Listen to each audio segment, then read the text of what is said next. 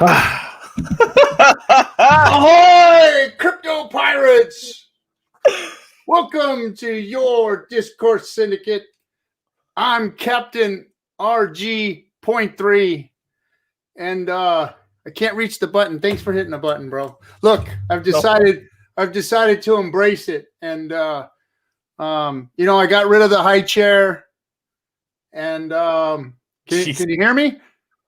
What? Can you hear me? What? On, don't tell me I'm not loud enough either.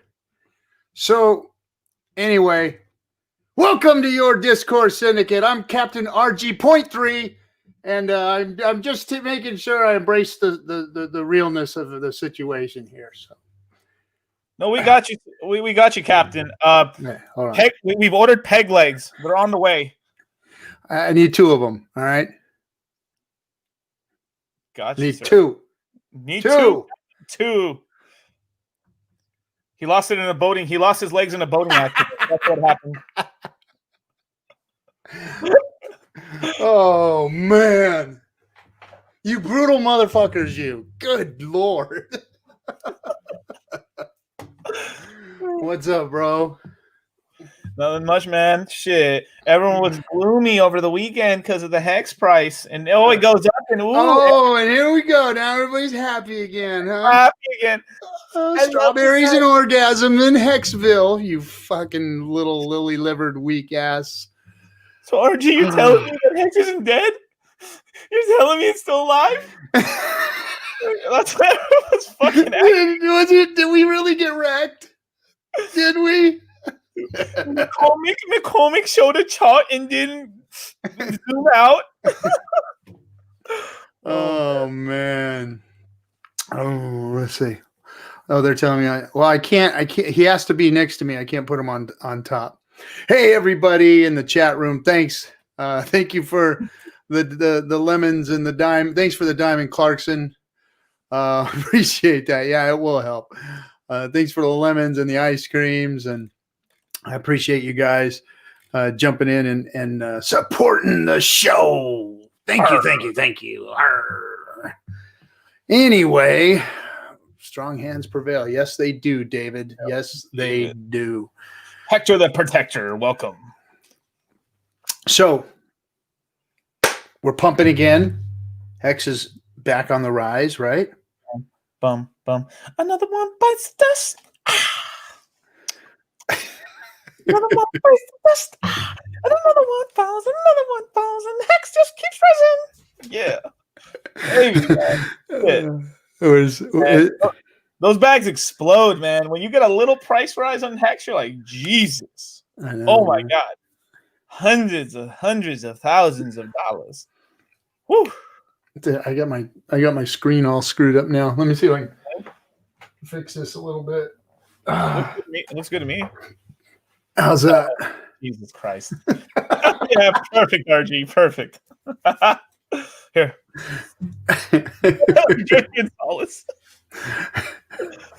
Oh, shit. Oh, man.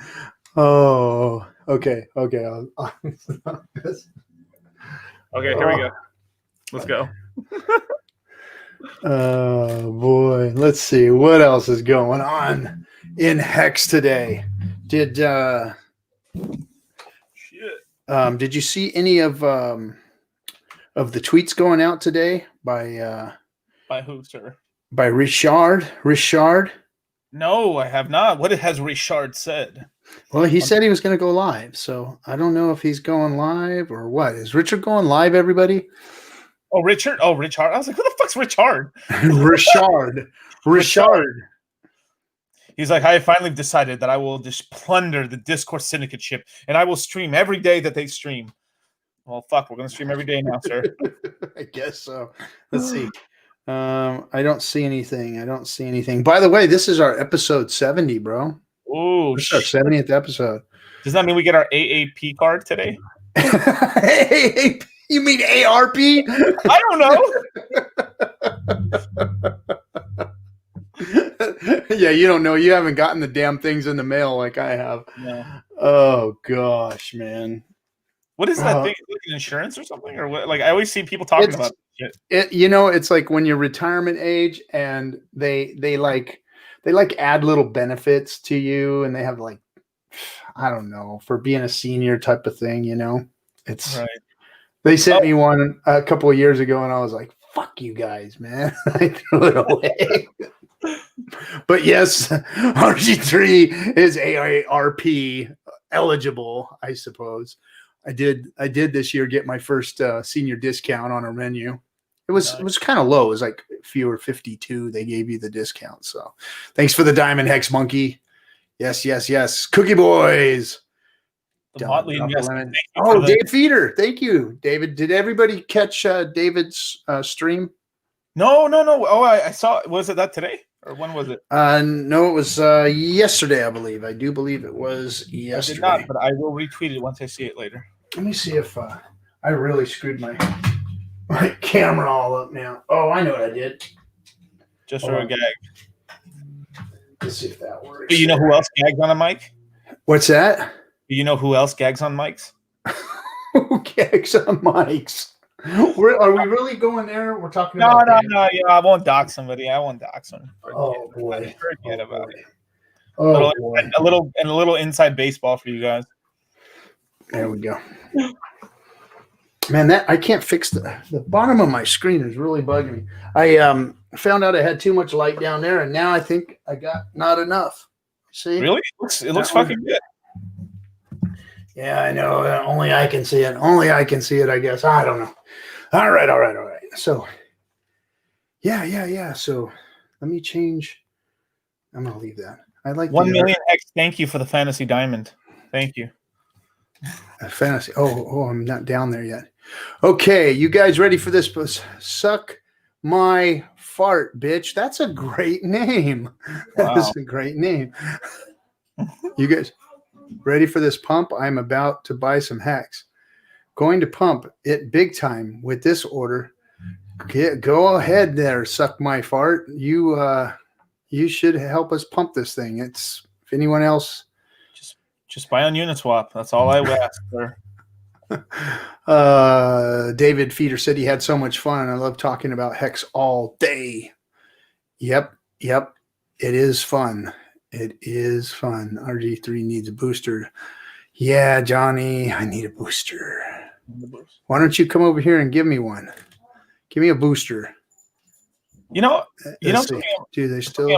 I'm really irritated with today. Actually, what are you? I was thinking over the weekend. You know how we had a great show on Friday, right? Yeah. And we had the whole troll comment section come on stream, except for fucking Internet Lurker. What the fuck, man? Everybody but him, man.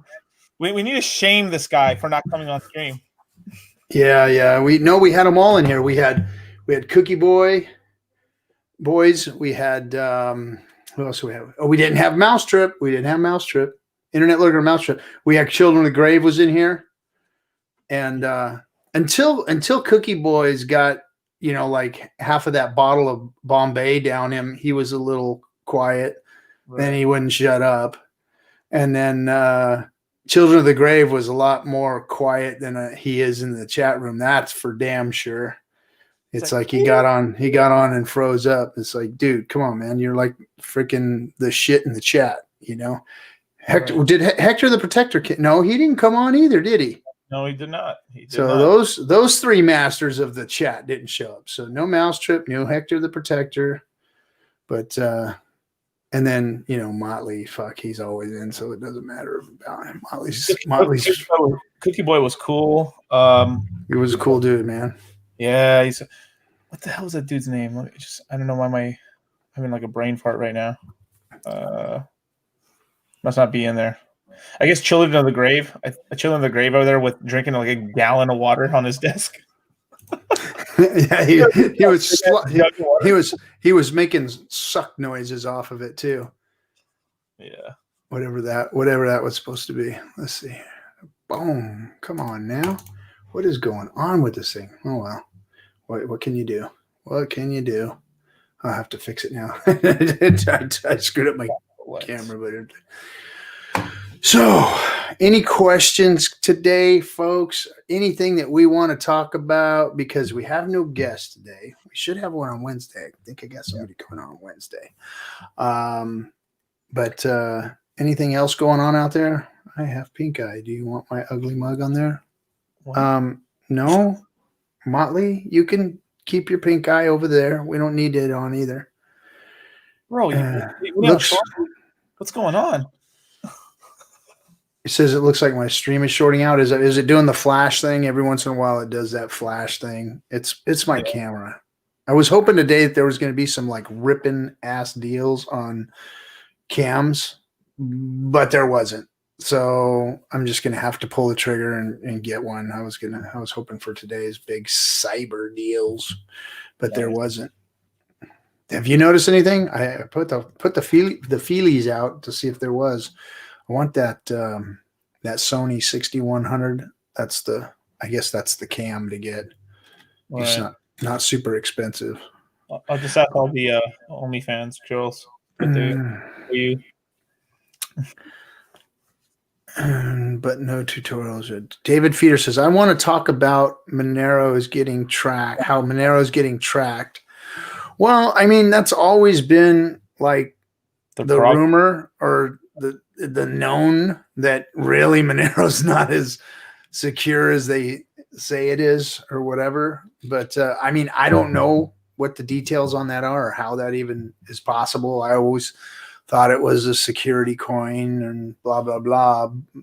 But I have no need for it. So I don't transact in crypto. I've just always held my crypto. Obviously, that's going to have to change here now that there's a lot of since Hex, I've got a lot of crypto to transact with. So things are probably going to have to change. But until I find out for sure what the best route is to move crypto around, I'm not trying to make the whole stream kind of like bearish and stuff, but there's some spooky shit going on right now with the U.S. government trying to pass some things to essentially have to have a real ID on every wallet you use. I saw that. Yeah. Now, I mean, I don't know how much of it is real and how much of it is just, FUD talk. Whenever, it's like FOMO talk, oh, you better do what you got to do now so that, I forgot who's the guy who runs Coinbase? Brian something like what the hell's his name? Brian Armstrong? I think that's his name, Armstrong. Yeah. I don't really know his name. Somebody will say it in a minute. He was fucking pissed off. He was like damn near swearing on some streams and shit, how mad he was about all that shit because it was basically gonna fucking nuke it like Coinbase, essentially. And most of these other because it would essentially drive. So you would have to have a special ID to onboard it or offboard. Is that what? It'd be more. So I you can see if you go on try to do a Kraken account and you go for medium to intermediate, you have to show like a shit ton of financial statements. Yeah. And so just to cash out and everything, it's pretty insane, man. It's like it's getting harder and harder to get on these exchanges now. So get validated on whatever exchange you're going to use now before they have to ask you for more and more stuff. It is what it is. Well, we always knew that was coming. I mean, it's always going to.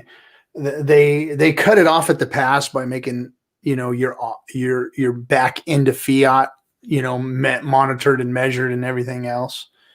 So that was the number one. That was like the protective dam right now, and now they're gonna try and legislate their way into crypto. And like you said, I don't want to FUD anything either. But right now, there are things that work. Like Hex has all of the things that it needs to work. So you can use the Tornado, Hex Tornado, whatever it's called. Hex, what's it called? Hexnado or Hexnado, Hextornado. Hexnado. Hex.cash NATO, I think. Yeah. Yeah. So I mean, there's things that you can use within Hex, the Hex ecosystem that can get you wherever you need to go in crypto. I mean. I probably should look into it a little more, but right. I typically don't actually care too much right now because I don't need to move any crypto. I mean, my Hex is locked up. So the liquid that I do have, I ain't spending, Yeah. I mean, yeah. I mean, I'm hodling, man, and then I'm not. I haven't sold. I've said this already on stream. I haven't sold any hex. Yeah. Well, other than I sold a little. So I have some ETH on a wallet, but like just to have some gas money. I have a couple of buy orders in that real low, real crazy buy orders, with some ETH in it that right. I could probably dump, but yeah. I'm just gonna hold back right now and watch Hex pump. I mean, it's starting to do it. And where are we at right now? Let me see if I can pull it up. 45% of a penny, sir. 4.5 or 4.045. Yeah. Yeah, that's nice. Yeah. I mean, the whole market's kind of pumpy. I mean, Bitcoin hit like 20K somewhere in some. I think it hit it on Kraken. I think hit 20K on Kraken. And people were like, "Oh my god!" People's panties were in a bunch and shit. Raul Paul said he dumped all his fucking gold and bought Bitcoin or some shit. So I was like, the market's like, yo, So I mean, that's good, man. That money flows and trickles into the altcoins, and I will slurp all that delicious fiat up in pumps. Yeah, I'm going through looking at some stuff. I like. You guys write down your fucking seed words. That'd be a pretty smart thing to do, you guys. Yeah, well, you better. Fucking better. Even on some hot wallets, you may make sure to write those fucking phrases down, man. For real. Somebody 1 million hex says, don't use a ledger in case you don't have a home where you can lock it. I guess. Yeah. I like Treasure. But I've never been a fan of any of them, to be honest. I just assume keep my seed words. But I mean, I guess there's something to it, but I've not seen the value of it, Yeah. Litecoin slurping. Give me Liberty. Man, give me Liberty or give me Hex is always commenting, bro. God damn. The whole you're watching the Danky Pirate show, and he's like talking about quality. Oh yeah, he always wants his quality for. Wow. Well, he wants to shill it to his hoity-toity friends, and right. They don't see the value in what it is that we're selling. So I get it. And then this is why they buy tops and then sell bottoms. I mean, this is what fucking happens. This is what fucking happens. You have to get out of your shell. This whole thing of like no offense to RG, I'm on this part right here, but like there's this whole thing of like this economic talk, this boomer talk and stuff. Like, go watch Real Vision. Right? Quit fucking. I'm not a boomer. Okay. Silent generation. Okay. Sorry. No, I'm just. What are you like? Sorry, man. I don't mean to offend you, but these fucking boomers. You're a cool one though, bro. But you're a cool. I'm not a boomer. Okay. You're a cool one though. You're a cool drafty toilet. But like there's a whole corporate talk and stuff. It's like, all right, please explain the macroeconomic fucking thing or whatever. Like, or what is the macro trend going on in crypto, right? I mean, there's this whole bullshit, like this ass tickling shit they do because like everybody wants this institutional fucking money, right? Yeah. But the institutional money comes with fucking strings, right? Like. Yeah. What we're all fucking everyone's going like, yay, Grayscale is going to own 5% of all the Bitcoin and all the Ethereum and all the Litecoin, and they're going to dump on who are they going to dump on? Exactly. Who do you think? Like retirees, 401ks, you first they're gonna suck that energy up because they're going to get all of these people to invest their retirements and their 401ks and everything into it, and then they can come in and do what they please. I mean, I don't know. I think that's a dangerous situation. I think that crypto needs to be organically grown. If it's not organically grown, then like you said, there's too much room for manipulation. I've always said that crypto in and of itself is such a small space, and that any big manipulatory for any force that wants to manipulate it could put enough financial energy into it. It's already been, they did it in 2018, I mean, that's what all that stuff was about, the CME and all that shit, I'm not hating Liberty. I'm just kind of messing with you a little bit. No, but I understand that there is a time and place also to show the corporate side and show the whole thing with the hex side. But how can I say this? No, you're right. It is gonna, that's what's gonna bring mass adoption organically, right, when they start to see guys that are, speaking finances, the Kiyosakis and all of these guys that, right, do it well and do it in suits and ties and do it with authority and all that. I mean, I never said that we were the ones. We're just here to have fun with Hex. That was it. We weren't the ones. We're making the community. Yeah. Yeah. But we know Hex. Right. And they're going to learn it from us. And then they can go out and disseminate the information properly, I guess, if you want to call it, or with authority or with couth or whatever you want to call it, without the sexual innuendos and fart jokes and people bashing and all that other shit that goes along with what we do. Like Conrad's in. Great dude. Yeah. He Smart does. Guy. Yeah. Can explain it very well. He does throw down a couple of glasses of gin on his show. Well, not gin. What does he drink? Johnny Walker, right? Blue Label, I think. Blue Label or something. Or am I thinking about oh yeah. So, I mean, it's I don't know too many financial advisors that suck down Blue Label while they're doing a show. So he's just as much a Mexican degenerate as all of us, I guess. But hey, did you see he got a new Bentley? I think he got a new Bentley. Did you see it? Really? Oh, okay, yeah. So he tweeted out a picture the other day of a freaking steering wheel of a Bentley, and I was like, "Oh, upgrade!" So I think Conrad got himself a Bentley, man. That would be nice. I mean, man, he's killing it and stuff. I'm telling you, man. Once you get to that level, and you know what you're doing in crypto, man, it's been a money. All of 20, even though 2020 has been a shitty year, it's been a pretty good year for the portfolio. I'll say that much. Yeah, it's been a shitty year, like for me personally. I mean, I can't. Gosh, it's been one of those mixed years. I mean, a lot. I had, the 3 family members I lost, and 4 actually, and then not the COVID and no job and all that stuff, and starting a new business, and it was just insane year for all that stuff. And then now all of a sudden I got this awesome job. Hex is freaking doing amazing. So there's like a mix of different things going on, man. For me, anyway. For me. What the fuck was that? Let me find out. Somebody said, let me find out. Franken says, let me find out Conrad's been dumping on us. To get his Bentley, I guess. I don't know, man. I don't know. He might have had that already. Yeah. Dude, but man, the gains have been pretty nice and stuff per T-share, man.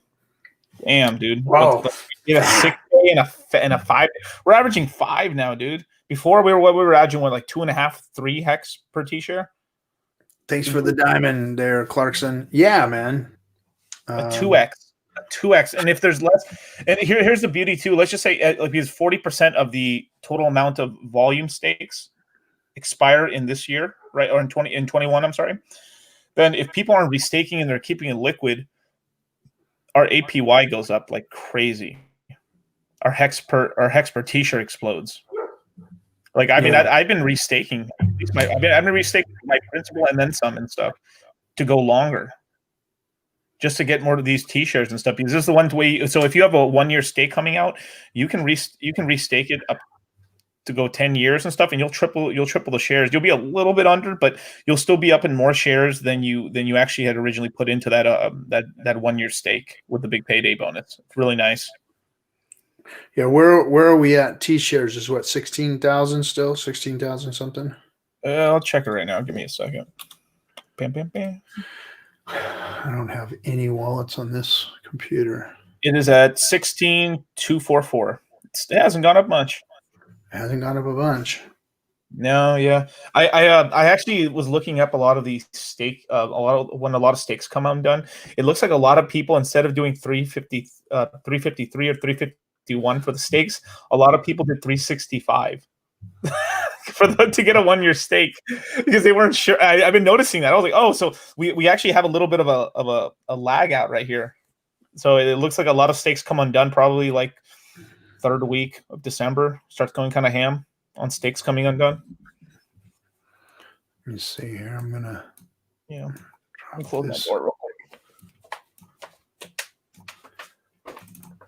I'm opening up the Telegram. I never dropped a link. See, or you can stake half your principal, maintain your shares. I'm going to add. Okay. All yeah, right, but I have balls in a dick, so I can't. What's? No, fuck me. Oh, jeez. You want to stinky pirates? You got the stinky pirates. I'm going to drop the link in the. I never dropped. Oh yeah, Brian Magruder, you can finagle a lot of stuff. I think where it gets a little more difficult would probably after year 4 or 5, because then you would have to do more of your principal plus some interest to try to even. Let me see 5 years. Yeah. Thanks, Clarkson, for the diamond. Clarkson says that big payday really preserves the Genesis shares. What do you mean by that? By big payday preserving Children of the Grave. I'm wired on caffeine today. I'm wired. Let's see. Oh, there it is. I'm going to drop this in there. That's on me, baby. But yeah. Have you guys been good Hexicans and bought Hex today? I'm not seeing a lot of that in the chat. What's going on? Where's the receipts? Oh, man. I can't get Telegram to open. What's going on, RG? Oh, I'm trying to get Telegram to open. I can't get it to open. Hold on. Oh, shit. Okay. Oh, well, it's kind of stuck. Sorry, guys. I was going to drop the. Good, Motley. Good.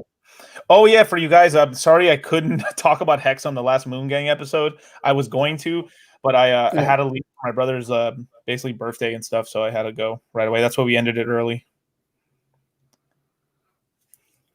Low sex Hannah. Hex Santa might bring you some coal. Thanks, Quarter Panda. There we go. There's the link. I'm going to put that in the Cutthroat room. There we go. Yes, pump. Woo! We got another pump. Well, the 4 hour looks great. Have you seen that? Have you taken a look at the 4 hour chart here recently? Let me take a look. I mean, it looks cool to me. Shit. I mean, if number go up, I'm happy. And he's gone. Anyway, welcome to Shitcoin Connoisseur, where I deep dive into shitcoins. So what's up, you guys? Can I please get unmuted on Dlive? Sure. I'll have one of the moderators and one of the guys do it. Let me see if Captain's in here. What the fuck? Captain, we're heading towards the lighthouse. Turn the ship around. What the hell is this all about here? Hold on a second. There we go. There we go, man. There it is. Man, I just mentioned shitcoins and the chat goes wild. Shitcoins! Oh my god!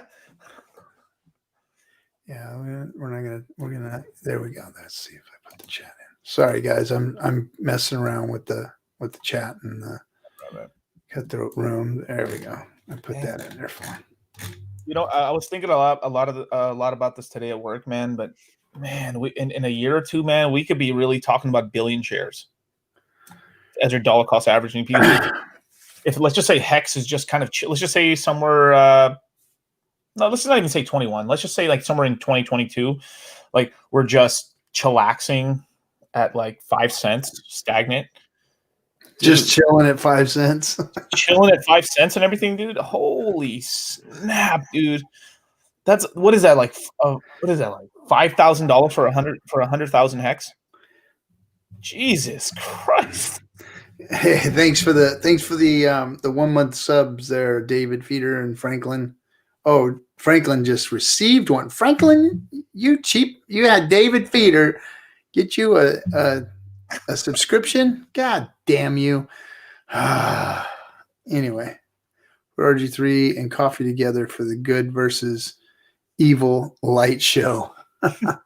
Oh, from my it's that camera, man. It's the camera. You like my hex sticker? Of course. That's from coffee. That's from coffee. All right.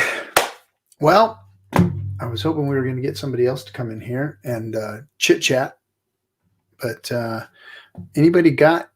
Let's see. Charlie always be gatekeeping my boy DC Moon Math on Hex, but sell is cool. I think he has a bigger sell bag. Oh boy, you guys talking shitcoins again. Talking shitcoins. What you think is a lot of money really isn't that much. That's what Give Me Liberty says. 2026. Yeah, 2026 could bring a lot of changes. A lot of changes. What is that year 7 stakes? Right? Year 7 stakes. Yeah. Dude, anytime once you get past year 5, dude. Holy. Well, 7s and 13s, I think, are the years where there's going to be some action. Some action. Depending upon whether crypto is still here or not, which is what people are talking about these days, you know.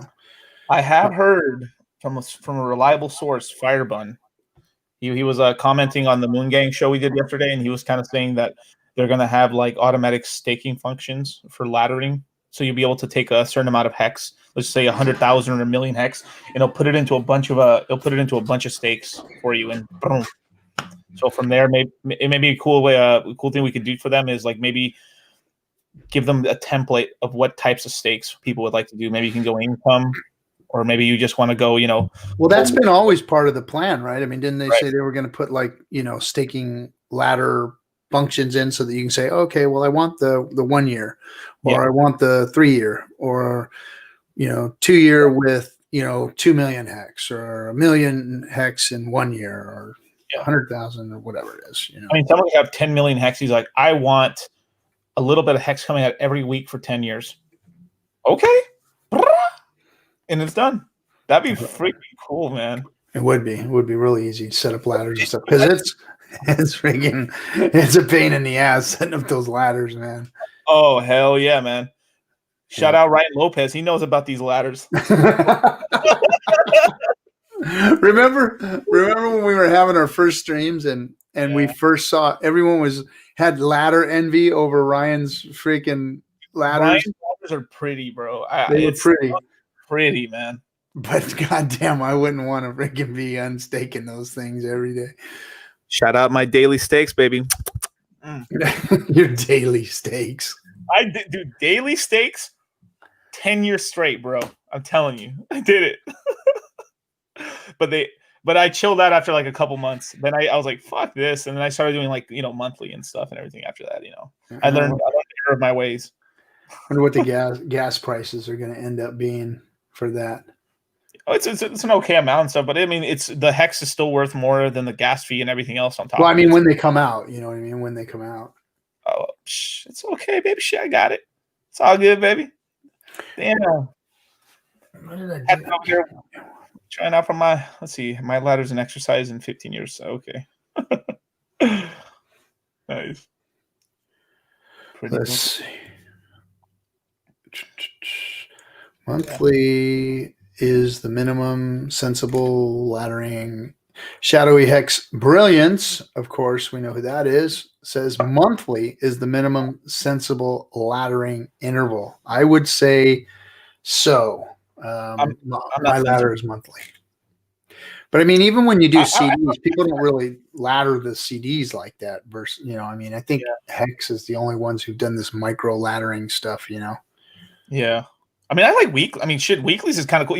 I don't know. There's this whole thing and like, oh my God, the work I will have to do to log into my computer and open my MetaMask and click and stake. It's too No, much. but it's the ETH you spent building it. It's the ETH you spent taking them out. It's the time you spent putting it together because you're sitting there thinking about it and trying to put it all together and find a day. Right. So I mean, I hear what you're saying. It's like it's not that big a deal, really. It's not that big of a deal.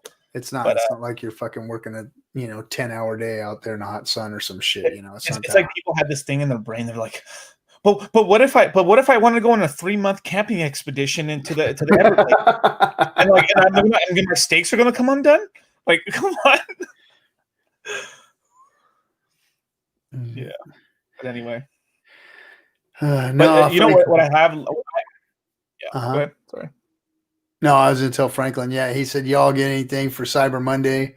Good, because that shit needs to go into Hex. No, I was going to, but I didn't. I had all kinds of big plans if Hex was mooning. I did a little weekly staking ladder right here after Big Payday, so I've got them coming out every week. But I didn't put much. Yeah. All I can say is that I'm really glad I'm seeing some of these big stakes. The Hex whale, Whalebot, is showing like some of these big stakes coming out right now. How fucking wrecked do those people feel? You know what I mean? Like they have really big stakes coming out right now where price down, Big Payday was low. So they were like looking at that stake going, man, that's going to be a fat motherfucker, man. And it's sitting there. It's like, yeah, I'm going to have to hold this or restake it, which isn't that awesome? Isn't that awesome?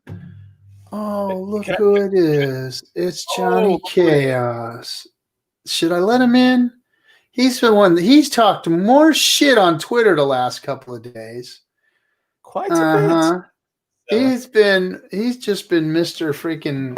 I'm going to make him sit in the green room for a little while. Fucking bastard. I dropped my. What's up, Johnny? Hey, and it wasn't all me, man. I told them that, you turn the cannons on me if they kept doing it. There it was. They just kept going with it. The Hexkins, man, they're like runners. Once we got a good thread to go on, they're rolling with it, man. I'm telling you. It's not all me. Some of you egged it on, though. I know. But, I got you guys. I got you guys' numbers. Big K. So Staker app did have the staking. We actually did have the staking function earlier, but they removed that because they're upgrading the wallets that they're going to use for it. So I know you guys weren't in earlier, but they had it. We did test stakes of a couple different weeks in the alpha version, and what it was it was paid in Hex, not in ETH, and they are looking towards actually getting onboarding, but they're not really talking about that, as far as being an on and off ramp, because they're having some trouble getting that regulated. Dollar cost, you are like muted.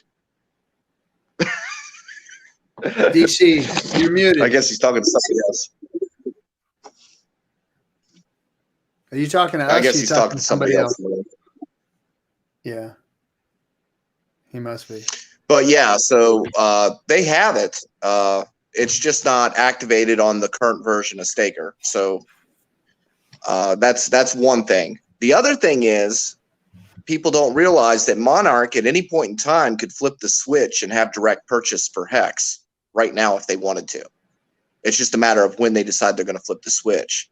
And Monarch could actually add staking function too. It wouldn't be as sophisticated as what Steph and Firebun are doing, but that would be kind of a one-stop shop scenario.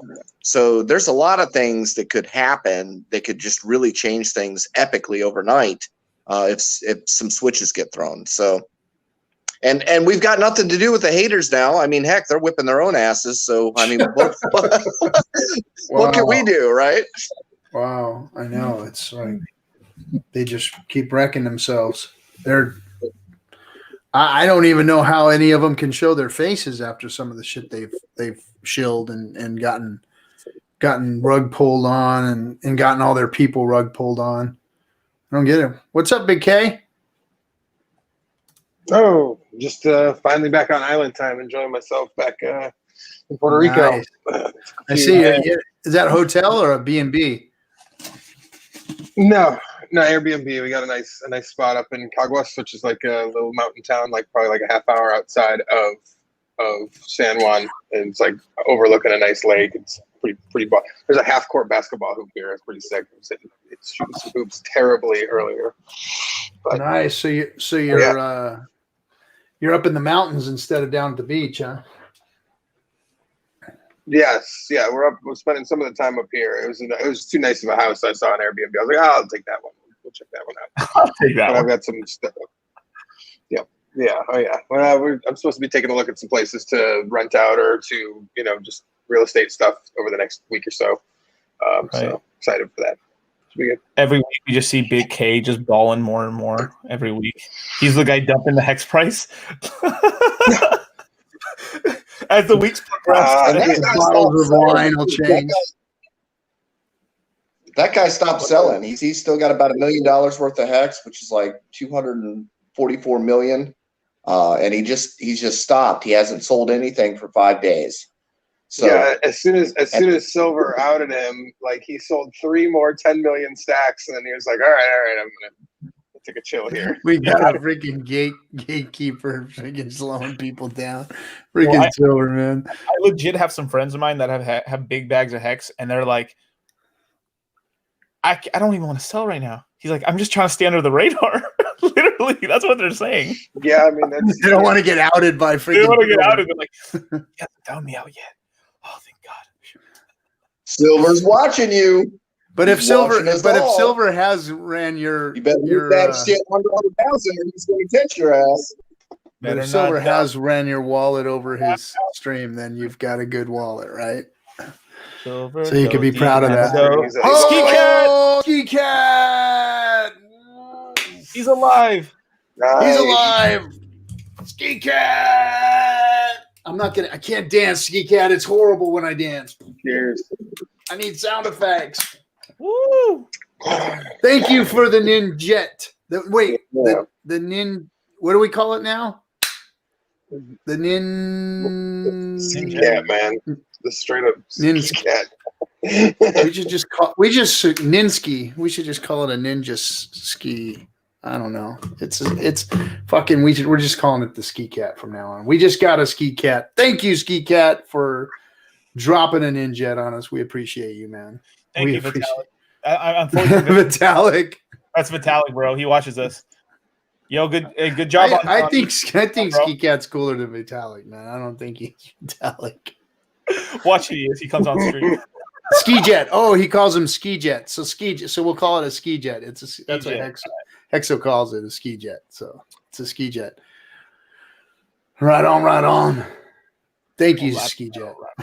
Yeah, man. That's awesome. Definitely. So anyway, so how's the weather on the So now island the right now? wait.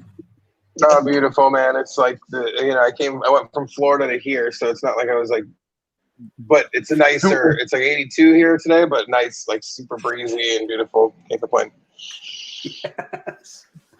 Yes, 82. That is awesome.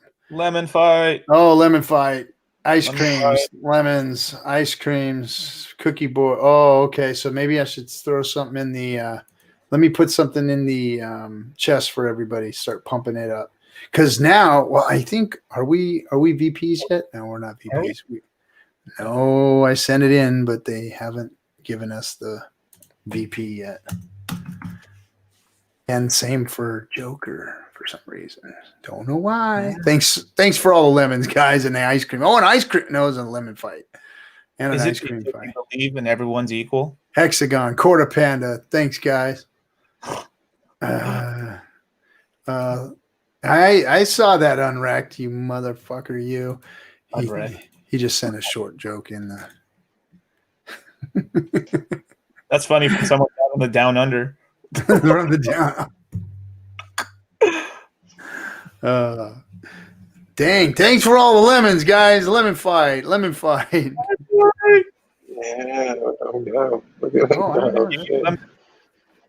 That thing's moving fast. The treasure chest is building fast. I wonder if we are. We did get our VP. I don't know.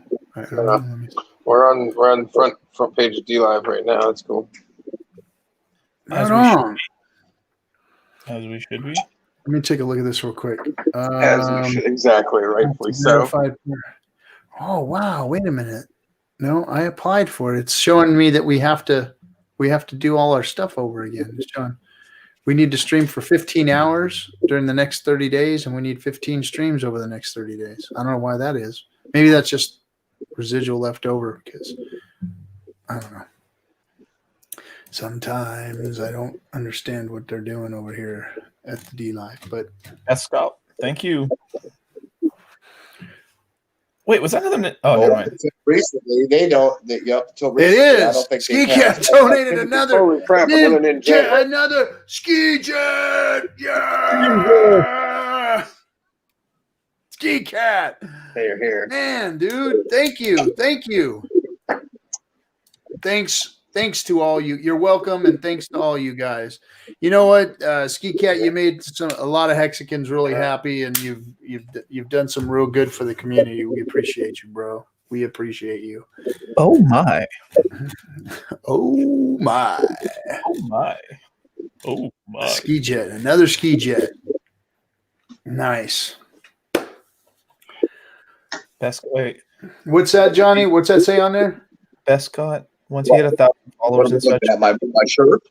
Yeah. Oh, I thought you were trying to show it to us. You were like, No, it's a Deadpool shirt. No, I just actually set up in my seat. Why do you think I'm short? He's like, look at you, sit next to coffee. hey, You're and short. then the Ninja Guinea. That's a ski guinea. Here, let me- You got a ski guinea. Thank you for the ski guinea, Ski Cat. Glad to help. No, you sure are. You've been really glad to help. That's for sure. And look who's here. The corporate man. the chief complainer. The court is in session, gentlemen. Court is in session. Chief complaining officer is here. What's up, Liberty? It's been a while, bro. What's happening? since we've seen you. Yeah. What is up? Thank going on? Eshtar for the diamond, buddy. You guys are awesome. No. Hey, I missed the You're breakfast get together. I would have loved to have met Dollar Cost. Oh man, It would be cool to meet you too, dude. That would have been fun.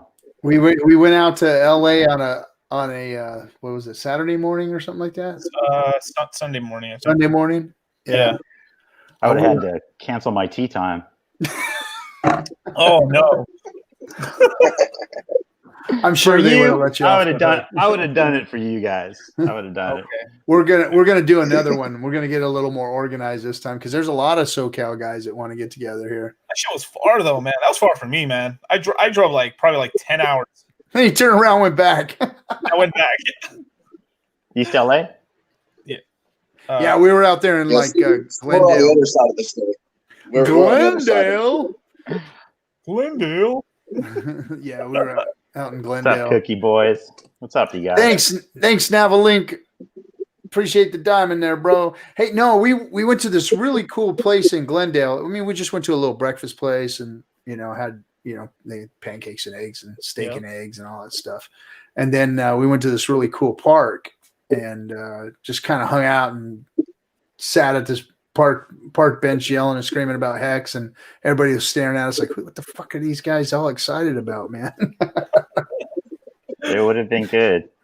It was cool. It was cool. We had a little HexCon there. Yeah, man. And then we took our infamous picture, and then the rest is history. See, that's the gold. I mean, that's the memory right there. So Yeah, it was a lot of We have fun. a mini HexCon here with Gary and Coffee and me. So we're on the other side of the map. So we're out in the Chicago area versus all the way out in California. So it's Yeah. Mean Street. that was cool. They came out for a couple hours. We did pizza and hung out and talked for a couple hours, and then we streamed for a couple hours, and poof, they were gone. Oh, cool. Hex Outlaws in Moval. Right on, bro. You're close to us. Who else is out there? So I think we've got a couple of people out in this area, so we're gonna get something going again, and maybe we're gonna head that way just a little bit, so DC doesn't have to Die. risk killing himself. You should have seen I should have been live streaming while I was driving down there, dude. It was like 3:30 in the morning, or just playing like Tokyo Drift music and shit in the car. Maybe Ski Cat can fly out and come hang with us. Get in one of those jets, Ski Cat, and come hang out with us, man. We'll put a airport over here. We'll do like the unknown. We'll do the unknown hexagon. We'll put a paper bag over your head and just cut out some eyes and put some cat ears on it, and we'll keep you anonymous in all the pictures and stuff. Let's see. Quarter Panda says he's in NorCal. Hey, you can jump in the car with DC. He drives all the way from. He's like up there by San Francisco when he comes. He's all the way up there, man. So you can come on down this way. We'll meet somewhere in the middle, maybe. He'd wear his panda head. That'd be awesome. Having breakfast with the panda head. Hey, where's Did you see that? Panda? Oh, there he is. Did you see that on the 24-hour? I just finished watching that yesterday. That was good times. Oh, you watched the whole 24-hour? Yeah. We spent a lot of time talking about our hats, but nobody talked about the panda. I guess they didn't get that far. I like the backdoor hexologist book. That shit just cracks me the fuck up. So the backdoor hexologist. That shit's hilarious. So Liberty. So can I hear your pitch to your sophisticated investors, friends? How you tell them about Hex? I want to hear this. Let's talk about this. Real vision me, bro. Real vision me.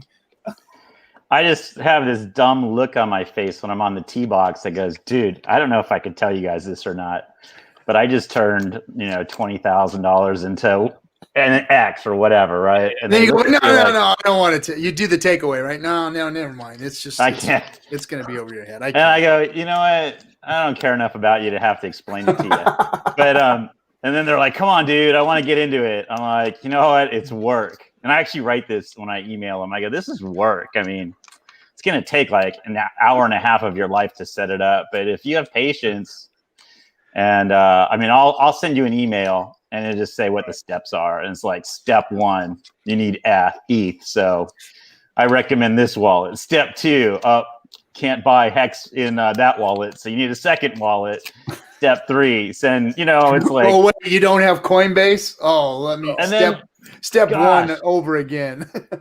Before big payday, my phone was ringing. My wife is looking at me, and she rolls her eyes at me every day anyways. But she was like, will we put this Hex stuff to rest? It's like every phone call that comes in with you, I'm like, okay, do you see this? Okay, click that. Do you see this? Click that. And it's an hour conversation with everyone to onboard them. It became a job, and it was a lot of work. I was glad when.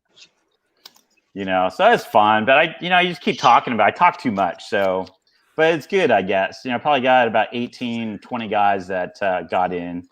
Anywhere from $200 to $10,000, and I'd slow them down. I had a guy the other day said 25 grand. I was like, whoa. I had a chain link guy, and he's always talking about chain link on the driving range. He's like, I'll put 25 grand into Hex. I was like, whoa, slow your roll, dude. I believe in it, but I don't want you looking at me cross when, if it dumps, a short, a truncated chart, look what happened in the last 3 days. I go, you got to go ahead and be willing to lose every penny of this and not even care about it. It's just, and I tell everyone, I go, this is throwaway money. What's throwaway money? Exactly. It's chain link. But your friends' throwaway money is not throwaway money. Some of them are big. I've seen some of the shit they were throwing away their money on out there, and it ain't throwaway money. Shout out to Ski Cat. Yeah, so Ski Cat just donated another Digigini. Thank you, Ski Cat. But guess what he says? He says, so here's a little hint on Ski Cat, guys. So he says, I'll fly out with coffee. I'm within a few hundred miles of him. So Ski Cat is somewhere within a few hundred miles of Chicago, guys. So that's where Donald Trump, DC. That's where he's out there somewhere. So that's a little hint on who the ski or where the ski cat may be from. A little ski cat trivia there. You've got a radius now to search 2 hours for away the ski from me. cat. Watch Ski Cat's QAnon. So that's your pitch, Liberty. You really just go at them sideways like that and just say, hey, it's really We got tough. guys- It's probably yeah, we over your got- head, but We got guys at the club that are in it, but I don't want to have to hold your hand all the time. It's not like Bitcoin; you could just go in and buy it and sell it. But I was reading that article that Taylor wrote. Was it yesterday or something? That was really good. So I forwarded that to my email chain of about 40 people because that was really neat. When he just compares Bitcoin, everything else out there they're trying to be a currency, trying to be a payment. And that first 4 paragraphs of that article were so good. It's like, this is something different. And, this is a whole market out there. And if you watched any of these things grow, back to the early days of Richard, those that get in first win, right? mm-hmm.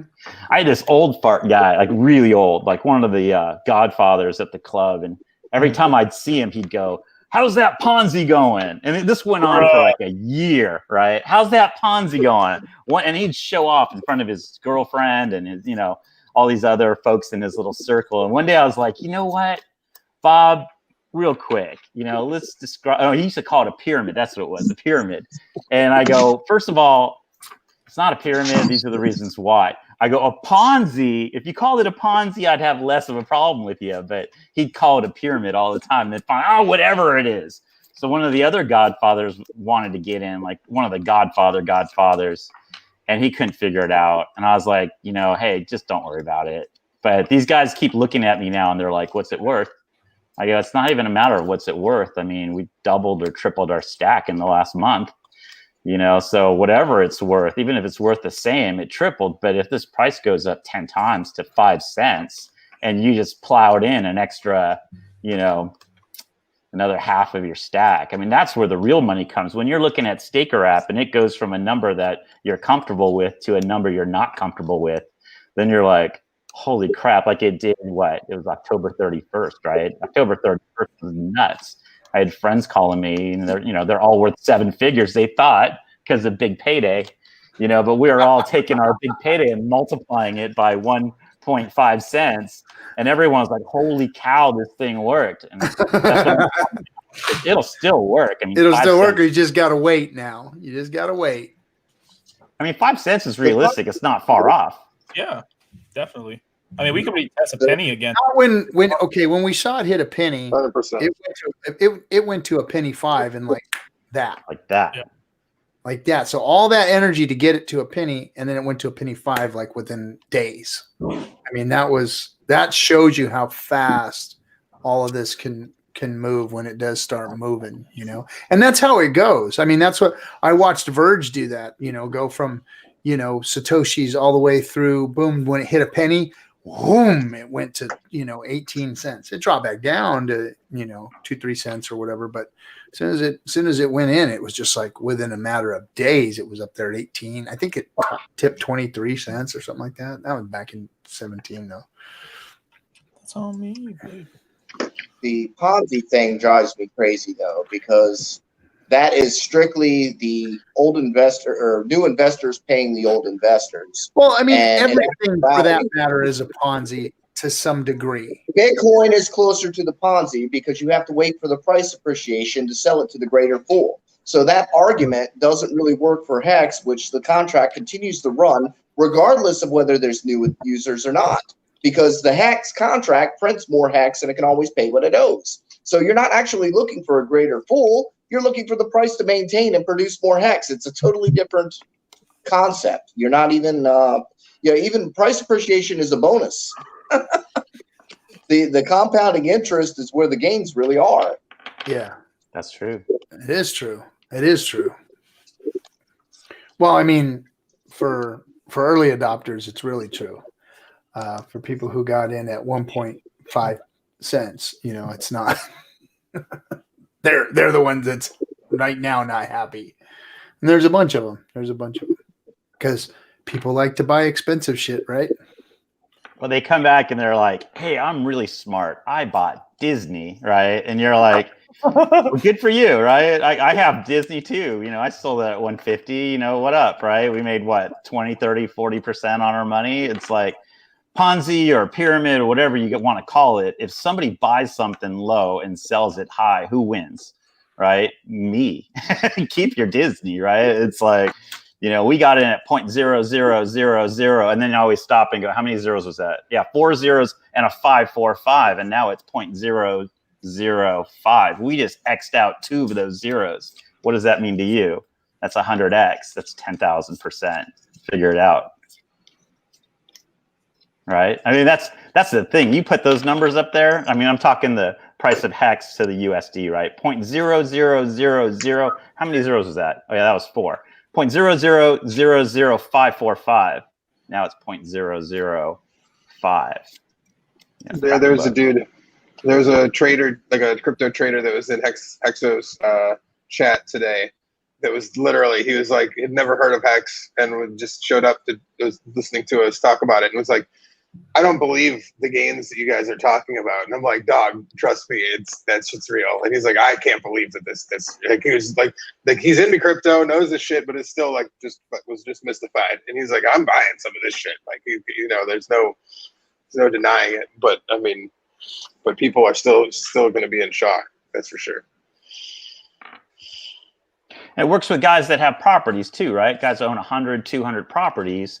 They're selling one and they're taking that and they're paying off another one, right? Or, you know what I mean? They're just cutting down. I was talking to a guy the other night. It's like, I have 400 properties. A lot of them are in hurricane hit places, right? So he's big in Texas and he's big in Louisiana and all this stuff. And he's down to he owns still a little bit of debt, like 50 grand on one property left, and you're talking about hundreds of properties that are all paid off, right? But at 70 years old, it's kind of a headache, right? These are managed by a company. These I manage. These are managed by a company, and they get it, right? So they're getting an income, and they're taking that income, and they're paying off their debt. Well, that's what we're doing. We're getting. I mean, how many Hex do you get a day? I mean, we do the math, right? Times it by 30 for the month, and times it by 12 for the year. That's the Hex that are coming in at today's price. But you put it up to a half, like I said, 5 pennies. That's just, we don't even have debt. We're not buying this on margin, but that's just paying yourself for the principal that you put in, and it's all, you just let it ride, right? Yep. Kareem's Definitely not down in crypto, that's for sure. Kareem's got me on fire. I remember the first time I saw him come on. Kareem's that dude, man, for real. I had a guy at the gym, the gym that I work out today, was like, I watched that Kareem video, and I was like, I know, right? And he's like, I just stake things for 10 years now, and I was like, good for you, young man. Yeah, and he doesn't have a lot. When he started saying that, I was on the 24-hour stream. I can't remember where I was on with him when he's like, I don't do anything past that unless it's 10 years or longer. I was like, damn, dog. I was like, I'm impressed by that shit. That's not all his stakes. That's his dream account. Yeah, that's his dream account. Yeah. I mean, we all got in early, and I mean, it's human nature to have a stake for 1 year and 1 year and 6. It's human nature to want to get your principal back early. So we're all in that boat, and Kareem too. He's got some of those also, but that dream account, that's inspiring stuff. 28 milli Hex out for 10. Damn, son, that was a nice wallet, man. Yeah, that's exciting. Nice wallet. Yeah. And man, he had the balls to show it on stream too, and so people are just like, "No, that's my wallet." But I mean, dude, man, I've never seen a better wealth generating engine anywhere. I mean, and I've been in a lot of different businesses and work for a living, but Hex's contract being immutable and being just what it is, I mean, you can't make that kind of interest on your money anywhere, even if price doesn't change. You're always going to be sitting on, look at the chart. It's even when it dips, it comes back. Every time it's come back to some type of stable, support level. and it's doing that right now. Now it's pumping over the support level once more, and continuing on its trajectory. And the only thing that can happen to Hex is more value coming into it. I mean, there's a lot of the whales that were dumping have stopped dumping. They're afraid to dump, like Johnny was saying. They're like getting scared out of their freaking positions of sell. And it's like, whoa, hold on. Whether or not it was somebody calling them out or whatever. But I mean, that's something that I find that's like different in Hex in general, that, man, we can watch that guy's wallet and he's like unstaked and he's got liquid coins, and we're like, oh, we're nervous about that, or like the knowledge of that. But like every other coin that's out there ever, that's how it always is. Everybody has big stacks of these coins that they could dump on anybody's head at any point in time. At any time, yep. And so so we have to just learn to be like, the idea that we have to learn to be okay with that is strange in general, because like it's how it always has been. So we're in a unique product that has the ability to show these. There are these other wallets. There's a lot of 10% of coins that are not going to be moved. That's incredible. So you should expect some whales to be able to dump at any point in time. But if they see the price moving upwards, like it has. Well, yeah, he's losing money every day by not staking, and when he sees the price moving upwards, while he's waiting for that price point that he wants, he's losing money. Oh, for sure. I think the bottom line for Kareem, and I think Gary's onto this as well, is making it a part of your daily life. Like he says, we're all working. We get paychecks. We all get big paychecks, even if you don't have the best paying job in the world. I mean, you're getting $1,000 or $2,000 a month or $10,000 a month or whatever you're getting. I mean, you're making more on your job that you have than you are on your stakes that are ending right now, right? What are your stakes worth? $800, $50. Sometimes the gas is more expensive than what, you know what I mean? You're not making anything, but you're working. So if you're working and you're able to pay yourself first, Gary's getting, paying his employees in Hex, to go ahead and use it as your daily thing is key. So to take your throwaway money every pay period, every 2 weeks or every month and put it in. I did that. That's how I started with Bitcoin. It was every 2 weeks, throw away money. I'll buy one Bitcoin for a couple $100, and it adds up. But now we're in Hex, and Hex is under a penny. So there's no reason not to take $50 or $100 or $1,000. It depends on where you are in your life. Kareem says it best. If you don't need the money, all right, put it to use. Don't put all your money. You can go, like RG said it best with Kareem. He's like, hey, not everyone's stake looks like yours, but whatever fits for you. And RG's other favorite quote that I liked that he said was, "Shut the heck up, Kareem." But I feel like I'm talking that too much. So, but that's the way I feel about it. Yeah, it's awesome, man. I love hearing you talk about it. So the dream building, amazing, be a multimillionaire with very little effort kind of narrative, the lottery kind of narrative. That's what attracts a lot of people to get started with crypto in general. And, some go hog wild and they end up, hurting themselves because they do more than, like you just said, your throwaway money. With a couple $100 and it's Bitcoin and it really didn't have, it wasn't worth more than a couple $100 at the time that you bought it, right? Maybe you bought it on a dip, but it wasn't significantly different. So the speculative value of a couple $100, maybe that's a few dinners, maybe that's a few tanks of gas or something like that, whatever it was back then. I've been mulling this over for a while, and it's actually been brought up by RG3 and Litecoin in the past, kind of in jest. And it's always been this thing about, you get the audience that you deserve. I've had people that happily put 10 grand of cash into Hex, and they ask just a very simple things like, how can I keep tab of it?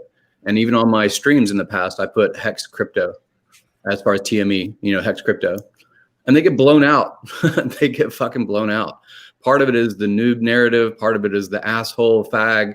Shithead, kind of one person wants to uprate someone else that's anonymous, whatever you want to call it. So I'm kind of on my pitch. I don't want to do anything that's counter to what Richard would authorize, but I think that he should actually have a different secondary kind of room. You know, it's fine to be talking trash and like you're on the basketball field or something like that in some scenarios. And maybe that should be the first place. I don't know. I know when I talk to people that are putting significant money in, that are more than just degenerate gambler kind of people, they get blown out. They get blown out by the narrative. And I want to have a different room, but I don't want to be like the author of that room. And I want that to actually be a little bit more cultivated than the current rooms. I'm in them. There's like 50 different hex rooms, right? There's memes and there's fucking design and there's, you know, all the foul language is fine. But I do find that a lot of people that have money to put into it, once they're in, sometimes they go, oh, what did I just do? What is this thing that I'm in now, right? Because 10 grand might not be that big of a deal to them. So that's one thing I wanted to talk about a little bit tonight is, do you guys have any kind of opinion about that? You know, Liberty's on the golf course, and when he's bringing someone into the space, of course he can kind of prep that person. I can do the same sort of thing and say, hey, you know, sometimes these are guys that are very, very wealthy, very knowledgeable. You're going to get a lot in there, and you're going to get a lot of, you know, people that are just shit talkers or trolls, or they're noobs, or you're going to get this word called FUD, you know? So I try to prep people to some degree, but I can't handhold people. I don't have enough hours in the day to go through all that stuff. So I kind of want to point them to one space that's a little bit more polished. When you guys did your banker thing and you said, you know, dressed up as bankers for that one stream, that was kind of an interesting thing. And I definitely love Richard as far as being the leader and founder and the image and the icon of the token. But I still have some gateway issues after Big Payday where that's kind of not the thing to talk about. The thing to talk about is, what is your real money that you're putting towards your pension, your 401k? What are you going to do with that? And is this a sound place to put it? You know, when they're talking about more than a couple $100, it gets serious with people. So I kind of want a different gateway. What do you guys think about that? I have a few different thoughts. I mean, on the first token, it's strange how I find that the people that I've had that have invested the most money want to know like it's an inverse scale. They want to know and give the shit the least amount about it. Like they pretty much want to go through me entirely for all of their information. And if I try and tell them too much shit, they're like, don't fucking care. I'm the same way, dude. It's, you know, 10, 20, whatever, you know, and they're like, they're not fucking around. And at the same time, it sure feels like it, because I'm the one who's the purveyor of all the information to them, you know, and they're more than happy with that, which is, I mean, whatever you want to say about that is interesting. But I do think that like, now something that like Discord has versus Telegram is like, Discord has these like little private, like you could have like Hex could have has a Hex chat room, and then you could have private spin-off rooms where like, you know, you have to show with a wallet or some sort of verification that you have X amount of coins under your possession, you know. And I mean, it's somewhat of a dox, but if you want to get into a place where you can guarantee that like, hey, we're all of a certain quality of high roller table. Yeah. But, I mean, then but it's a gaming platform. I mean, it's still sending somebody to a game. Their logo is a freaking. No. I'm not saying. I'm not saying that Discord has to be the thing. I'm just saying that like in theoretical practice, that's the kind of like avenue that you could kind of use to weed out a lot of noise. You know, I mean, Hex Pro does a pretty decent job. I mean, it's a lot cleaner in Hex Pro than most of the other chat rooms. I mean, there's a little bit more information that goes on there. But you know, that's still public. You know, anything that's public is right. A lot of other have OTC rooms. I think that sometimes, you know, the narrative is if you see enough, then you'll FOMO and you'll put more in. That's not really the case with some of my guys. Some of my guys, you know, 10 grand, you know, is enough. They're not going to, you know, budge beyond that. FOMO isn't going to get them. FUD isn't going to get them. I told them, hey, 5 years is probably the average. You should go 5 years or longer. They put 5 years. They're like, okay, that sounds fine. 5 years. I'll check on it in 5 years. But they still want to do. They're not even like itching, but they end up seeing my stream, and my stream, like the one with Crypto Coffee and Johnny, the whole stream said, you know, Hex Crypto. And then they went and checked it out, and they're like, "What am I seeing?" what is scrolling by on my eyes? I didn't even know Telegram existed. And what is this thing? This seems like juvenile. So I'm just saying that I'm getting a little bit of pushback just in the past couple of days before my phone blows up. When Liberty walks people through it, that's all fine. They know him personally. When I walk people through it, that's fine. A lot of people know me for decades. Some of my tenants and stuff like that, they just wanted a discount on rent, so they don't really care. But the ones that actually look at it, sometimes they go, no, I don't know, man. I don't hear this narrative in Bitcoin rooms. I'm like, how many Bitcoin rooms have you been in? None. Okay, well, you just haven't been around the crypto space. So in some ways, Yeah, that's true. That's all. How to send, how to receive. Mm-hmm. Well, I mean, and like that's something that, like, if you haven't been in, if like it's your first time downloading Telegram and you don't typically troll through chat rooms or Reddits or any of that shit, then like you're pretty sheltered to the awful people that exist in this world, and there is just a slew of them making constant accounts to be shitbags all over the internet. So like, if that hurts you, then like, I'm sorry. I don't know how to shield you from like the realities of awful people. That is, like I said, having a private OTC chat room like that, that you have to prove that you're putting 10 grand in somehow. I mean, that's existed for pump and dump schemes. Why can't we, we use everything else scams, marketing tactics. Why can't we have that too? So like, I'm not opposed to having private OTC groups, like I think that would be good. Because that's pretty much what I've run is like, so for the last 2 weeks before big payday, like, and then afterwards dealing with the meltdown or happiness of it, because like I've had people that, their average stake length was 0.8 years. And I was like, dog, like, and they were not exactly happy with their end result. And I've told them several times, it's not the way you play this game, I can't explain, but, and then trying to massage them to like the reality of why that is even harder afterwards. So like I've had a Zoom room that's just open for like people to come in and bother me pretty regularly, whatever they want, because like that's been necessary for me, and I've been busy talking to them a lot, because people need to understand what the hell is going on, and like most people don't understand the stock split to begin with, let alone a weighted stock split that, that my guys knew exactly what they were like. Oh yeah, that sounds like. And see, that's what the difference is, guys. And thanks for the diamond, Clarkson. Internet culture ain't it a thing? He said, "Look, people my age, older, Liberty, Funding Gym, people that we've worked with, been our colleagues. We are 1% of them.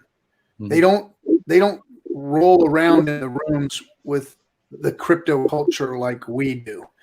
They don't spend their time in Telegram. They can barely hold a Facebook page with their family on it and an email account, let alone a Telegram, a Discord, a Twitter account, a YouTube channel. They don't understand all of this stuff. And when you tell them that there's this Bitcoin, magical, mystical internet money out there, it scares them even more, and it makes it even less interesting to them. They almost could care less if they get to be part of it. Is what my opinion is to most of these people, because I've got a buddy that I just say something and he's going to do it. Period. In a story. I've been trying. He's got a big giant bag of ETH that I had him get back in 2017. Hey, well, you got to check this crypto out. I'm telling you, it's really doing good now. Of course, he got in his crypto, went crazy. He never moved it. It just stayed there. He's a very wealthy guy, and it never bothered him. They're sitting there, and then it dumped, and he was like, "Nah, I'm done with this crypto thing." So I told him, "Hey, let's do something with all that ETH you got." Told him right before Hex came out. He procrastinated, and then finally he wanted to get in right before big payday. And he was like, "Hey, were you going to do that E thing for me, and turn it into that X?" And I told him no, because we were topped out. I was like, "No, I'm going to have you buy at the top, and we're about ready to hit big payday, and you're going to be blown out again." So I told him no, and I didn't do it for him. And now he's still sitting on a big bag of ETH. So now it's time, and he's going to start getting in. But I mean, they don't care. I don't think that they really care as much as we do, and for us to try and get them to care as much as we do is a chore. because there's a learning curve on top of a mentality that they don't understand. See, we've taken it and put it into context for all of you guys. We said, hey guys, looking at the past and looking at the past of how financial institutions move and the CD markets and all this, wow, Hex is really incredible for you guys to get into because we understand markets, we understand how money moves, and this thing right here is going to make crypto move. So we're able to put that narrative into it and help the community. And you guys are all, because you guys understand Telegram and Discord and YouTube channels and crypto, you guys get it. And now that we come in and validate it for you and say, hey man, this is a financial product of all financial products. World hasn't seen anything like it. Wish we could tell our buddies about it, but they don't get it like you guys do. And then all of you guys take advantage of it. So I kind of think that we're in the middle of that somewhere where the older generations, the people with the money, with the influence, with the clout, with the, that we need to put a suit and tie on to talk to them about financial matters. I just think that they're disinterested in, getting involved in something like this because it is churlish, because it is, full of pirates and Discord video game freaking chat rooms. And that's how they have to get their knowledge. I mean, that's scary. It's like, wait, you want me to get involved in a financial product and the way you want me to get my knowledge is through all of this? Because how did we all learn? Through all of this, right? There isn't anything else. It's what we've all created. It's what the internet has created, what's been given to us. It's like, Gary just said, it's the community we deserve. It's what we've been given because it's what we've created. Decentralization at its finest. I mean, it's what we've it's all a mishmash of kind of an anarchy. Yeah, kind of an anarchy. Yeah, I mean, it does coalesce. We're attempting here to coalesce it to the traditional shit, but there is no pamphlet you can just hand them that's like, here's the CD pamphlet from your bank that Bank of America is going to pay you X dollars for Y time. That's just, it's not a, it says there's more, the pamphlet's going to fold out and then fold out and you're going to be like, oh, okay, whoa. So no, it's progressive and it's variable. It's progressive and it's variable, and you can't just put that on a chart for people. But the thing is, guys, what we tend to forget is not everybody needs to be as knowledgeable as us. They don't need to know all of the answers to know how to operate a car. They don't need to know how the engine works. That's what the biggest people that I have. They don't know all the biggest people that I have involved. They really couldn't give a shit about Big Payday. They couldn't. None of that mattered to them. Yeah. It's whatever. Most of them are like, I liked it because you made interest. That's that's 80% of what people are like. I like it because interest. And that's. I mean, that makes the most sense. So I tell them the website of hex.com. Now, I mean, from now on, I don't really think I'm even going to tell them the Telegram, TME, crypto for people that I contact in the future, because I've brought people back onto the tracks, so to speak, over this past week or whatever. And so, going forward, either the professional, and I don't mean pro. I don't even know what pro really is. The Hex Pro, is that really a polished room? I don't really know what that really means. Is it pro because that's just people that have bigger bags and they're deeper into what Hex is? Well, no, it's just, I mean, it was like a Hex Pro chat room. Got too full, so they made another one. Yeah, that's basically what it was. Is that there was a few hundred people that made a separate pro chat room that just has more technical info. If you need an actual answer to a question without much noise, there's only 300 people or something in that room that are actually and the develop Firebond and stuff and cats that know Kyle, they're all in there too. So they're answering. They're I just find that the noise is definitely much less there than the main chat room is 20,000 people. Shit posting garbage half the time. That's just. I mean. So that's what I was saying is if you guys had consensus, because I mean, I'll ask Richard if there's some kind of narrative, because does the banker, does the cardiologist, does the engineer, do they appreciate the Hex crypto room, and is that help them or does that blow them out? And when they have 10, 15, 20 grand, it's I'm not saying that that's not significant money, it's significant money, but it's not Yeah. significant to someone that makes 300, 400, 500 grand a year on average.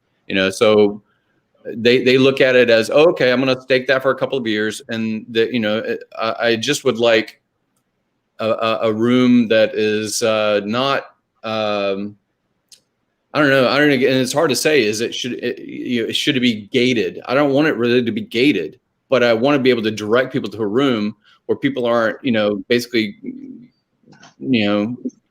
fucking around. I mean, this is money. So I would like a not fucking around kind of room. I mean, you talk about people with some big money, but I'm just Franklin in the chat room said something really interesting. He wrote, "I think the youth is valuable even with less money." And the reason I bring that up is, Gary, we have the ability to take our savings and move in a big way. But a lot of these young kids, I mean, they're working, when you were 30, you had a good, our first jobs. When did we get them? When we were 27, 30, 35. And even if it's not a lot, I mean, you got extra $400, $800 a month if you're great on debt and you don't have any debt, right? But I asked a couple of the kids at the club the other day. They're just sitting there, young guys in their 20s, and I was like, "You guys," and this makes me laugh because RG just kind of compiled you and I, Gary, into his boomer demographic. But I was like looking at these kids and I go, "You guys were raised on the internet. Like, what do you guys know that I don't? I'm 30 years older than you guys, right? I mean, like internet and cryptocurrency stuff. I mean, what's going on in those worlds? I act like I don't know what's going on, right? And you'd be surprised. They come back at you with Chainlink or Bitcoin or Ethereum, and you start the conversation with these young guys. And a lot of them will inherit. You hear some bad stories left and right these days of people losing their grandparents and their parents. And we're about to see the largest transfer of wealth ever, right? Mm-hmm. And I mean, dollar cost, you're a pretty young guy, and Franklin said he's in his 30s, and Karim, and there's a lot of you guys in that range, but you got guys in their 20s that get it. They just pick it up like, oh, okay, so this hex thing. Because they don't have anything else. They don't have anything else. This is what they're looking at. This is their future right here, because there is no pension plans. There is no, their 401k. What? You think I'm going to put my money in that shit? I mean, this is what they got. This they're looking at this because it's like, well, how am I going to retire? How am I going to get out of debt from going to school or whatever? Because a lot of these 20-somethings, man, this whole debt with school thing has been crazy, man. I mean, when we were going to college, you couldn't just get a loan for a freaking $300,000 to go to college. Now it's like, here, take it. Here you go, guys. Put yourself into debt for the rest of your lives. Servitude for the rest of your entire life.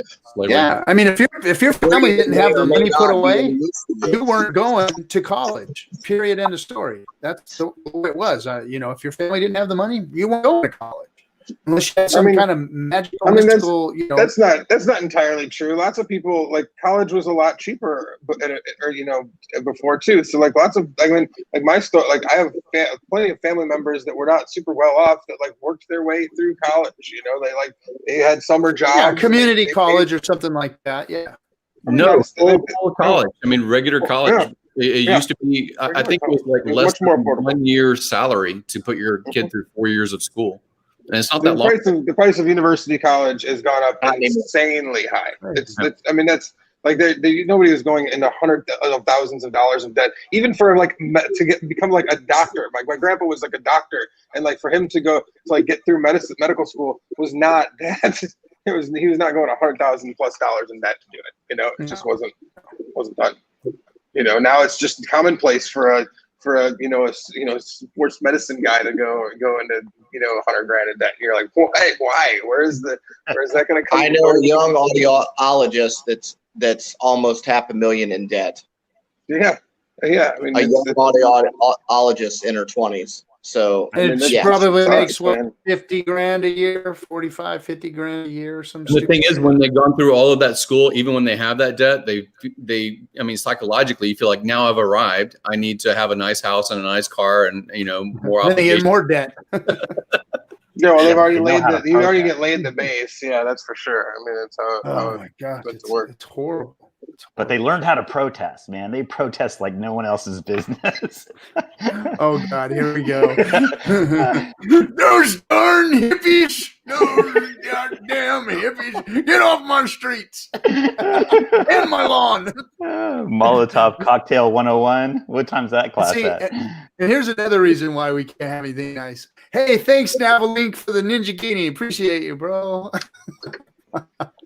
You know, Valier Brand had a good point the other day on Thanks, Telegram. Navalink. He was struggling with the difference between APR and APY. And some folks were saying, try not to use, fiat system terminology, but APR comes from a CD, right? Where something in advance is quoted to you, right? You do a 1-year CD. This is your promised APR, right? It's in advance. And APY is in arrears, right? We're telling you after the fact what your yield What you was. actually got. Mm-hmm.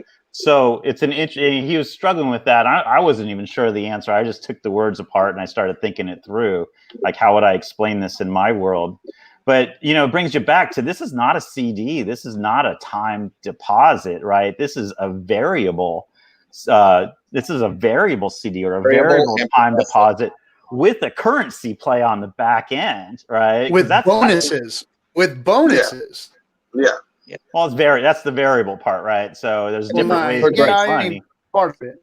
But when people unstake, you emergency unstake, you slap on bonuses too. On top and then the of currency play on the back end, because we don't know you're going to get what you put in plus more. That's the code says that, right? The contract says that, but we don't know what it's transferable, and it might be not a good deal down the road for us. It might be a phenomenal deal, right? We're talking about what does it turn into dollars, or you try to cross borders with pockets full of gold, or you're going to turn it into, I don't even know what other currencies exist, rubles or rupees or lira or, whatever, wherever you go, who knows what that currency exchange rate is. RG's laughing. I'm sure I mentioned some countries that don't even exist anymore, huh? But they changed leaders' names and currencies.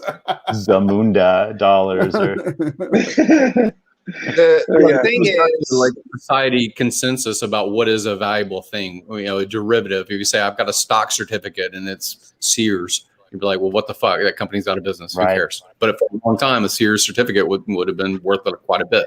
So you like you just said, the currency play on the end is if you're going back into a currency, exiting the value somehow, and diversifying. Who knows what that will be? Nobody really knows. As far as the onboarding stuff, like I said, it's the people I'm talking to in 2021, moving into what after the holidays and things like that. What would 2021 be as far as development? I just did a video when I was in Chicago, and it was just a couple minutes because it was a nostalgia walk for me. And it was 17 years old, 18 years old. What was my perspective then? Wanted to own a building in Chicago. Wanted to run a speakeasy or something in the basement. Had all these different types of things, and people should be looking at not just the price of Hex and what the opportunity might be as far as an investment or ROI. You're going to have to look at what 2021 is going to mean for you and your family in general. And there's never been a better opportunity to become wealthy from a cell phone. You can become wealthy from a cell phone. You have to put work in, you have to put time in, but there are so many tools that you can, support yourself differently. So let me give another little bit of wisdom advice for everybody too, is that companies with money right now are positioning. Yep. The job that I just took, we help companies reposition themselves on a large scale. And we're talking big, companies like Disney and Boeing and all those kinds of companies. And they're positioning right now. There are companies out there that are consuming smaller mom and pop shops and becoming larger. So there's a lot, especially out here in Southern California. There's a lot of positioning going on right now. And a lot of it's focused around, environmental issues, energy issues, and space. It's starting to happen. We've talked about it here on the show. I've talked about it before that, we just need something to do. We need something, things are going to change. We've got to get the money machine moving again. Well, I'm looking at it now from the inside out, and I'm starting to see that there's big companies that are making big moves and starting to position themselves to be ready for a boom. So the economy and things are going to start to change, and there's going to be more money because all that money was printed. There's going to be more money in the system eventually. Right now, it's just gummed up. The pump hasn't been primed enough to get the money flowing again. It's all been plugged up. And once it starts flowing again, it's going to just, all that money is going to churn back into the economy. And I know everyone thinks that there's this doomsday thing around currency getting ready to happen. I think it's just the opposite, that we're looking for a boom time, and that we're going to see the money machines start to actually flow back into the people's pockets where the money's getting spent. Because let's face it, rich people can only buy a certain amount of houses, a certain amount of cars, and they put money away. They don't spend that money. And rich people are frugal, and they put their money back into their investments, and it doesn't flow into the economy. And that's where we're in a gummed up state right now. And once that starts flowing again, that's when we're going to see the big booms. Well, I mean, think people can get into crypto. Think about what is like. I mean, I take extrapolate the Hex situation that we've talked about to like the whole larger economy. I mean, think of how many people are sitting on the sidelines in cash right now due to economic crisis, waiting for their dream buy-in point. And what happens if that dream buy-in point never comes? Are they going to not spend that money ever? Are they going to not invest that when they see an opportunity of like once in 10 years? The pandemic has caused like a once in 10 year, opportunity, for people to invest and change and reposition, like you said. Are they not going to do that? No, they're still going to do that. They're just going to do it at a higher price, at a quicker time. So, like, I mean, there's people that made out very well when the markets crashed and you had a chance to buy Bitcoin or silver or any of the shit at like basement prices. There it was. If you didn't refinance, if you didn't stack up on your shit, then like you missed a fucking serious moment. And like now there's going to be an upwards trend. I mean, money will flow. You're 100% right. And I mean, it didn't matter whether it was one dude or the other that won the presidency. Somebody was going to start signing checks, and like that. I mean, it's coming. I agree with that. I mean, even during the worst times even though we had a Great Depression and we've had great recessions and we've had all these things, it doesn't mean that everything's rosy, but there is incredible wealth that happens during the time because, Amazon was founded during right after the stock bubble, right? Or during the stock bubble. It was one of the ones that survived it. Some of the wealthiest oil companies and things like that came out of the Depression. You can look at all kinds of references. And you can look back at history and see it. And then still went fucking sky high, Like, I mean, somebody was making money, thankfully we all were too, that's a good feeling, I mean, but like, that's definitely part of what was going on. And I think that these people will continue. You're 100% right, RG.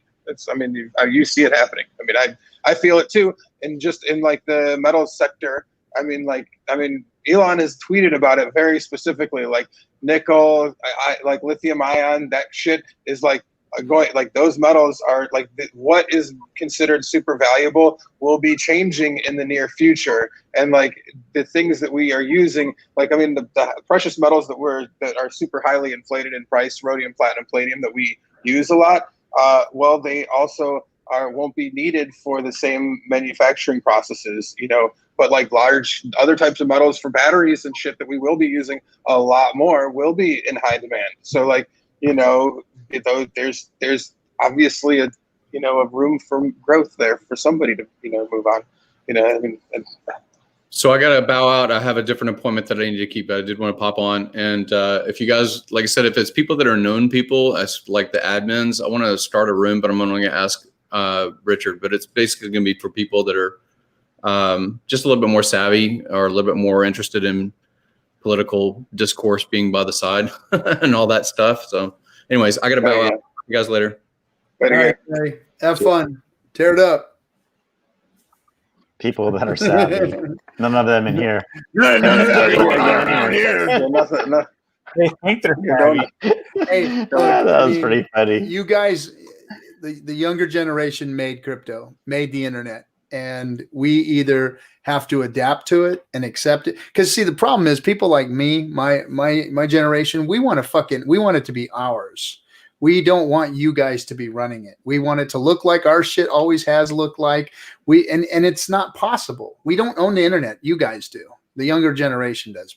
Period. End of story. Either you adapt to it or you're going to bang your head up against it, and it's not going to make you happy. It really hurts the boomers that they don't have control over it. It does, and you're absolutely right, DC, because it's not theirs. It doesn't belong to them. The younger generation owns the internet and crypto. Period. End of story. Now, if you want to be part of it, you've got to adapt and come into it. And that's just seriously one of those ancient proverby kind of things. Like the more you if you can get your head around the idea that by being more decentralized and by allowing everyone to do all this goofy ass shit on the internet, it actually makes all of this a lot stronger. By not having those modes of control, you can actually make more money. There's chance for way more growth in this. I mean, that's hard to. But when you start talking like that, when you say decentralized and you start talking about the banks, I don't mean it like my generation wants scared. to go. They want to go. What is this, Antifa? I mean, what the freak's going on around here? What are you doing? That's why when you get down into it, there's some sort of higher level discord does need to happen in the sense that there's nuance to that. I mean, the difference between the contract being decentralized versus economic value being decentralized or being centralized is two totally different things, and that nuance is hard to fully grasp. And to be fair, I don't fully expect the older generation to ever fully get it. I mean, it's most of Einstein was never supposed to be able to explain TCP/IP protocol to anyone ever, and he never had to, and he's still great just without ever needing to know that shit ever. And old people are still kick ass at what they did and their time and place, and they don't have to all fucking know everything about the internet for it to still take over and kick fucking ass. No, but what the problem is the struggle that goes on in their own mind. Is that it'll be over eventually? They'll be dead, and so adapting. Like half mast, we see it all the time. Yeah, and a few cats like y'all will get it, and it's kick ass, and we'll all live in harmony for a little while until y'all are dead too. But you guys survived. You guys, we get your bags when you die, and we all get your bags. It's not quite that ancient, actually. Or it's just more hex that somebody lost the keys to, and it's gone. The pre-boomer generation, the pre-boomer generation was coming out of World War I and World War II, and their whole generation was military based. So it was all based on merit, right? It's like, I've been here longer than you have, son. I got 20 years, and I got these stripes, and you're going to do what I say. And then came the boomers, and they all rebelled against that, right? So that you had that, and then you had the helicopter. Fucking whole time.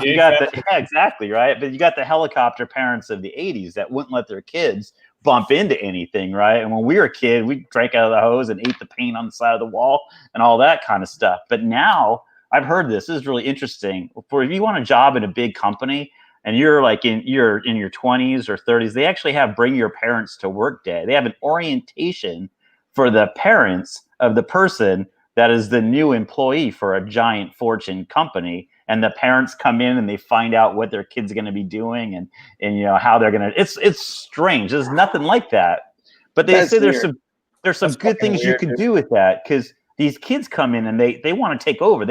It's not about you've been here 30 years, so I'm going to listen to you. They want to contribute immediately. So you put them on a panel, you put them on a board, and you put them in there to give a different opinion. It's just a different model than the way it was, 60 years ago.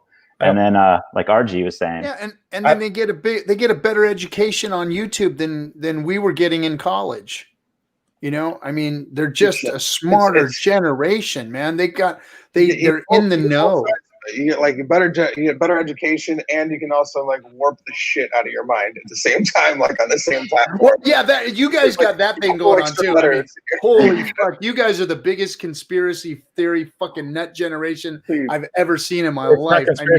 And then your damn conspiracy theories have also bled into some of my older brothers and sisters over here, and they're all fucked up now because that's the only shit that they do know how to figure out on the internet is, oh my gosh, I read all these things on the internet and saw all these memes, and oh my god, the world is coming to an end, and blah blah blah, the zombie apocalypse. I better store some freaking beans in my fucking basement.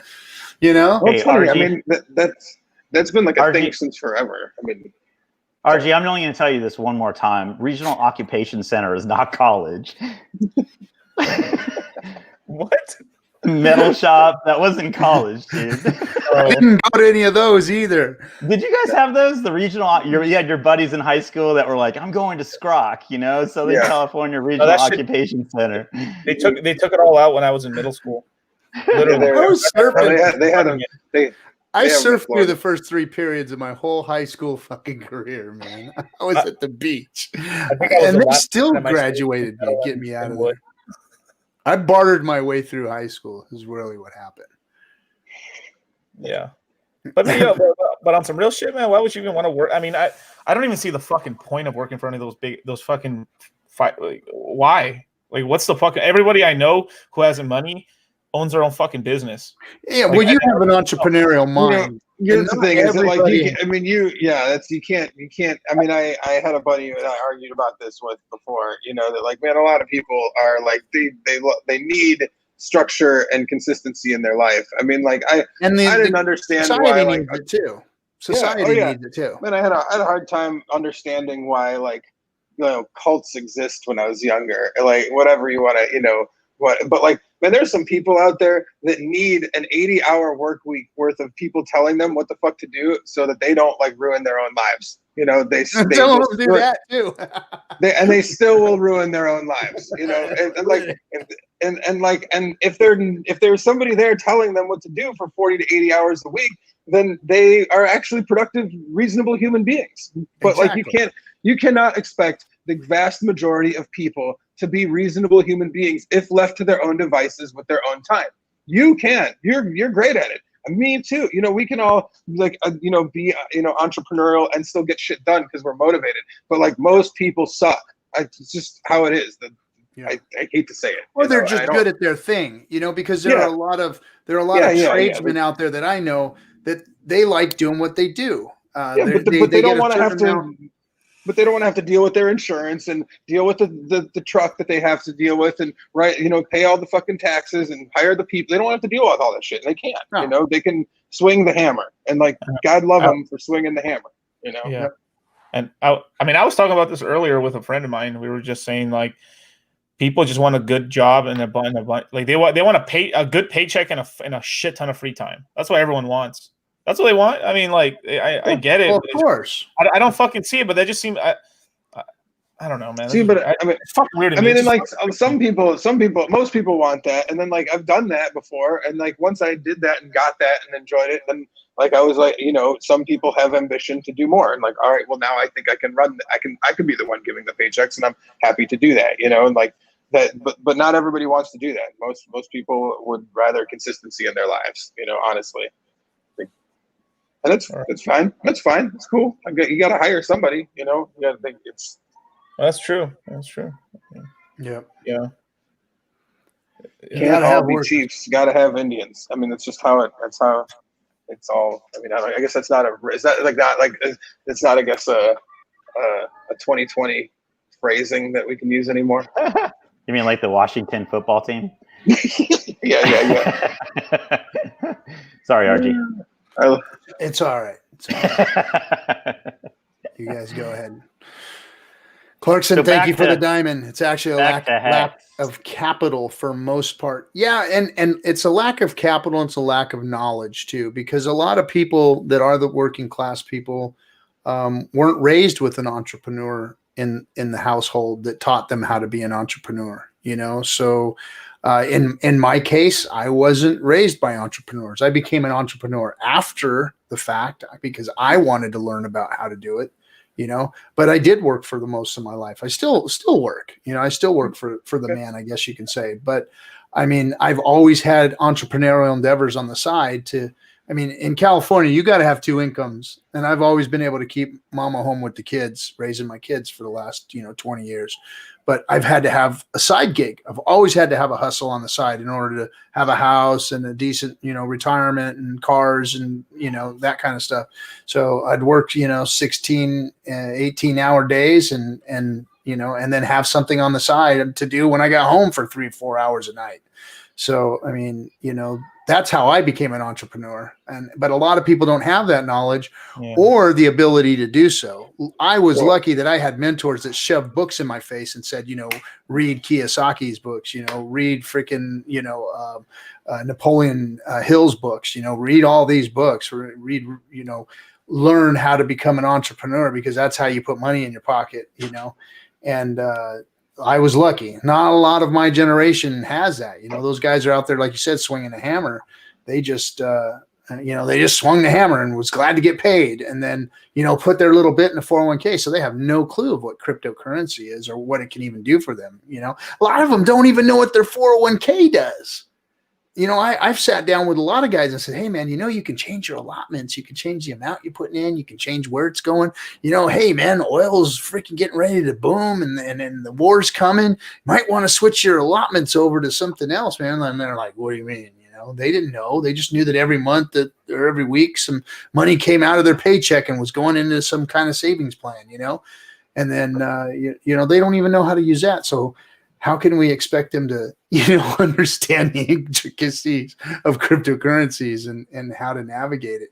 It's a scary place for a lot of people, Yeah, I mean, I didn't even know that I would honestly, I didn't know that this would lead me in an entrepreneurial sense whatsoever. Like, I started running a video card to make Monero, that's literally how this all began. You're a bad man. I worked a regular job and did my own fucking shit. And I was like, oh wow, this is pretty cool, interesting thing. I didn't even know didn't even know shit about Bitcoin. So it led me down a path of oh well, once I had 10 mining rigs, now it's probably better to have a business to do this. And I didn't know any of that shit. I didn't know, it was, and nobody ever taught me that. And the argument that I had with one of my friends trying to explain to him about not everyone is an entrepreneur, I had way before I was ever an entrepreneur myself. And he was somebody who had he was coming from a place of his parents ran a very successful restaurant, and they were, so he had it ingrained in him from birth, he was like, why doesn't everyone run a successful restaurant? And you're like, well, I mean, not everyone, just comes with that. So you're 100% right. It helps a lot to have people that are around you helping you. And I really didn't. I mean, I learned the hard way a lot through it. Fucking tons of hard ways, I and then read those books, Kiyosaki and all that shit myself, because I didn't understand, everything, Clarkson said, anyone would do that, dude. You're not special. Thanks for the diamond, Clarkson, in the freaking comment. Yeah. There's war coming. Big K on the dark web. Hey, I unmuted you. I never dark webbed with my Monero. Actually, I've done some sketchy shit in my day, but I just enjoy. I thought it was cool. I thought it was super cool and interesting and unique. And if you want a difficult currency to understand and mine and if you want to really wrap your head around blockchain, go get into Monero, because it's way harder than anything in Bitcoin is. Way more difficult to understand. Hey, Shadowy Brilliance, thank you for the Ninja Guinea. And everybody, Shadowy Brilliance is now on Dlive and hosting Philosophy Hour on his channel after DS every night at 11. So we'll raid the channel afterwards and throw everybody over there. He might have something rolling. And send you there just to check it out if you want to get some cool. So he's got some cool stuff on his channel. Yeah, I was watching it before y'all came on. Actually, I just popped onto Dlive and saw it up and had some nice little Christmas music playing behind, ambiently playing behind Richard talk shit, and then came into your rant the other day, which I thought was super fire. I turned it on just a second ago and I was ranting. I was like, oh God, I turned it off. I don't like listening to my dad stuff. Oh man, it was great. Who's that old man? Man, I was listening to it the day after in the car with just in my AirPod and was just dying, loving it. This shit's fucking fire. So yeah, that was a great rant, man. Good shit. Good shit. I just every once in a while, my lawn comes out. Well, I mean, it's well placed, I mean, it's something that it helps everyone else feel the bravado that we should feel. that like there is no this shit does work and it is kick ass, and like anybody who says otherwise can walk the plank basically. You know? Yeah, they've made some big mistakes, and they've basically left us as the custodians of crypto because none of them can be trusted anymore. And that's how I see it. You know, even though we're not the guys with the charts behind us acting like we know what we're talking about and speaking all of these big fucking words and everything, we've explained Hex to everybody, and we've explained what crypto. Every time we've said, hey, beware of that shit, what has happened? That shit has fucked a bunch of people while they were all shilling it. All the big names were shilling all that bull crap, the pickles and the yams and the lettuce and the tomatoes and all that stupid shit. You know, they shilled it. They all own it now, and we own what we got. And everything that we've spoken here has come to fruition. All of our Moon Boy talk and everything that we've done has come to fruition. Now, the price of Hex hasn't gone to 33 cents like some people have said. But, you know, the gains, the interest, the APY, all of those things that we knew were going to happen. The OA moving and doing what it did was a big fucking deal. Was something that we talked about here on the channel often about, hey, the OA is a good whale. The OA isn't what everybody's saying it is. It's not a scam tool. It is a Hex tool. It belongs to Hex. It belongs to the ecosystem. It is going to help build the ecosystem. And that's what it did. It protected all of us. It protected every single staker out there is what just got protected. And this dip that we saw wasn't even close to what could have happened if the OA didn't do what it did. Yes. We'd be sitting fucked. Their arguments would be valid right now because Hex would be sitting so dumped right now. Yep. It would have been a flash crash dump. All those coins would have been on the market, and people would have been scrambling to try and get them out, and then we would have been sitting in a bear market for God knows how long. Oh yeah, I agree. And I mean, now it really leaves. I mean, when somebody like McCormick posts that chart all zoomed in like that, it just leaves them open for idiot. Like you're like, I mean, it's the easiest counterpunch possible. You know? It was like, dude, did you try and fuck yourself up with that or what? Yeah. No, he's just reaching. He's reaching, man. He got bodied. He looked like an idiot. I mean, I know a lot of people that just didn't listen to him for months on end and stuff, and stopped listening completely just because of how stupid he fucking sounded on that call with Rich, on the both of them, I should say. Mm-hmm. Like, I mean, he showed his true call. I mean, all of these guys, like, they're hey, children of the grave, at 53, I'll still run circles around your motherfucking ass. So keep your shit up.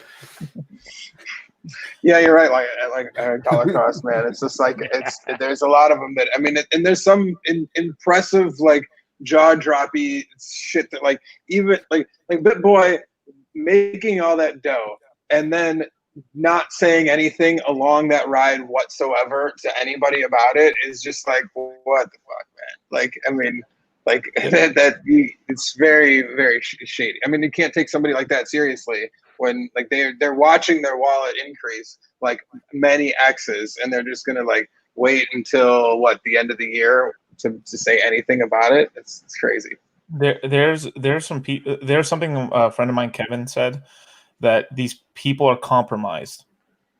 They're compromised. So, I mean, they've sold out. I mean, usually BlockFi, the other people are paying them, but, like, listen, I mean, usually the first 3 or 4 minutes of the entire show is like, hey, and this is brought to you by this thing and this thing, or this thing and that thing, or hey, use my Bybit link. Use this. Which, like, again, it's just crazy. It's so funny how I mean, how much do you think that they really got? I mean, they have to pay these people for this change. To be chump change. Exactly. Chump change. And then like, think if any of them had taken any of that, like, even a fraction of that, and actually put it in and been into Hex, they'd be a lot better than their chump change, you know, to shill what is margin garbage, you know, mostly. Do you know what I really appreciate about Hex is he's like, Richard's so honest, and Hex is such a good learning tool that it's really teaching me a lot about, like, economics and economic systems and stuff with, like, this with the liquidity pools and everything, right?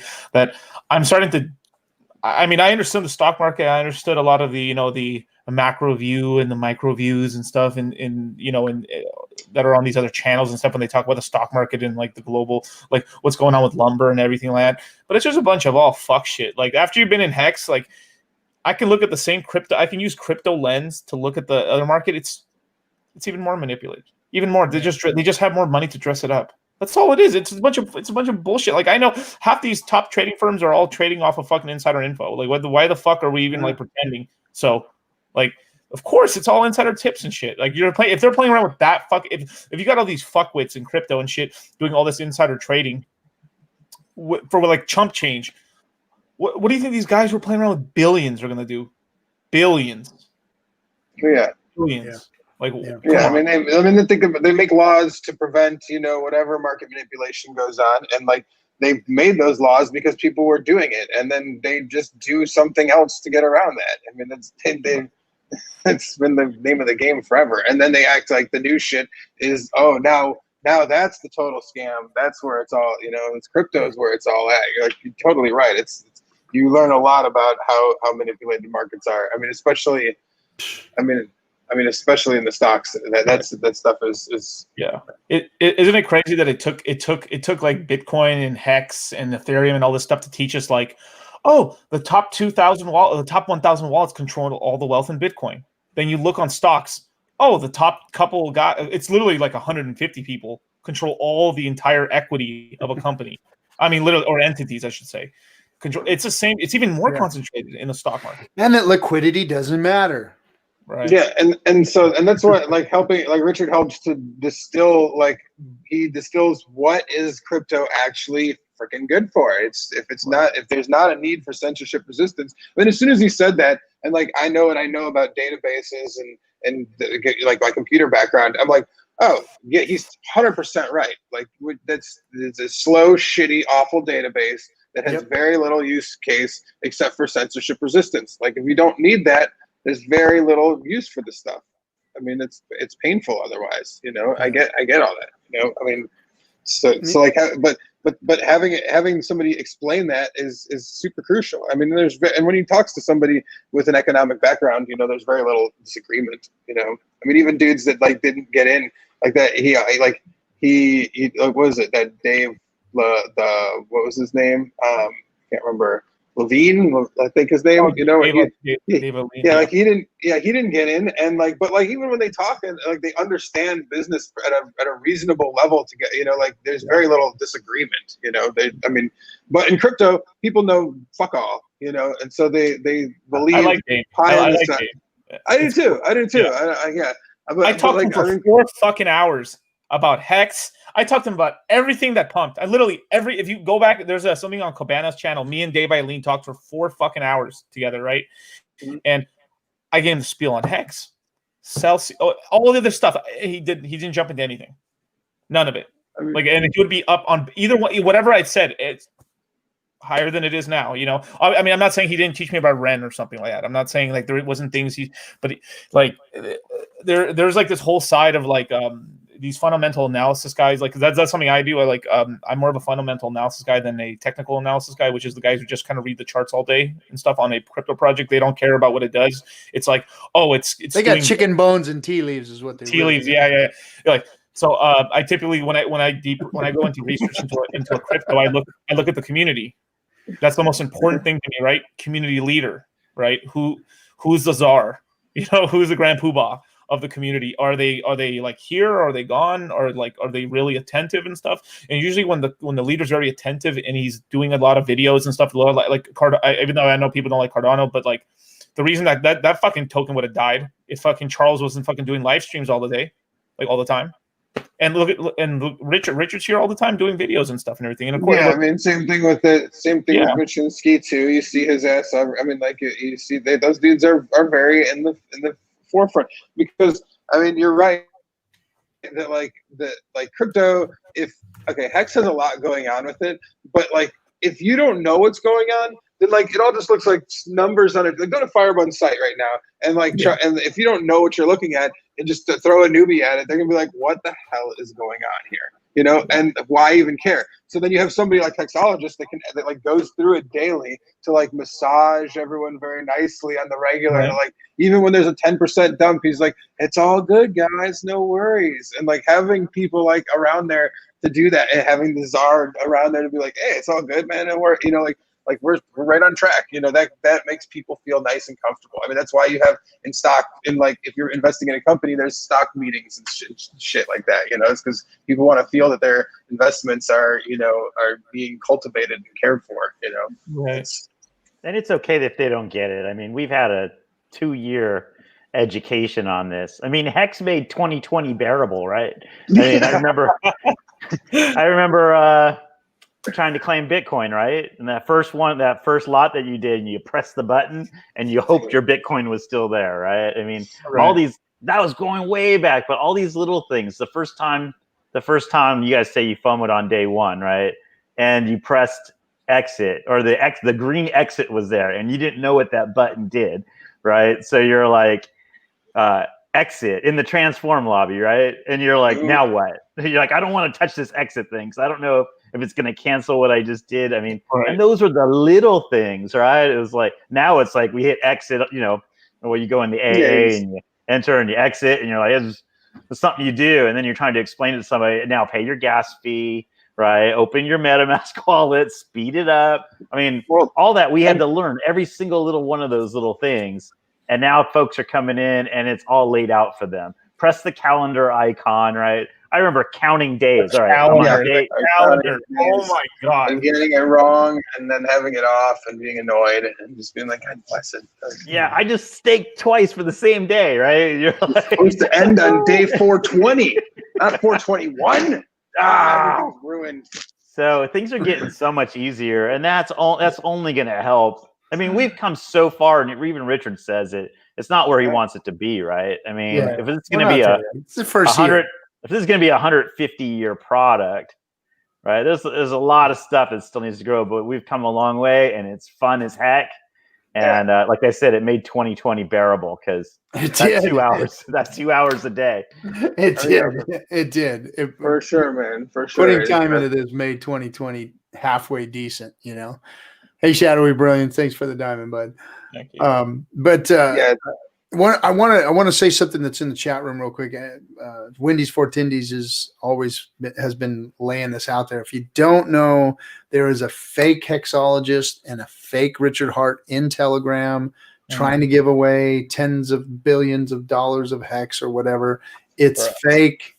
It's a phishing exercise. Stay away from it. It's a scammer.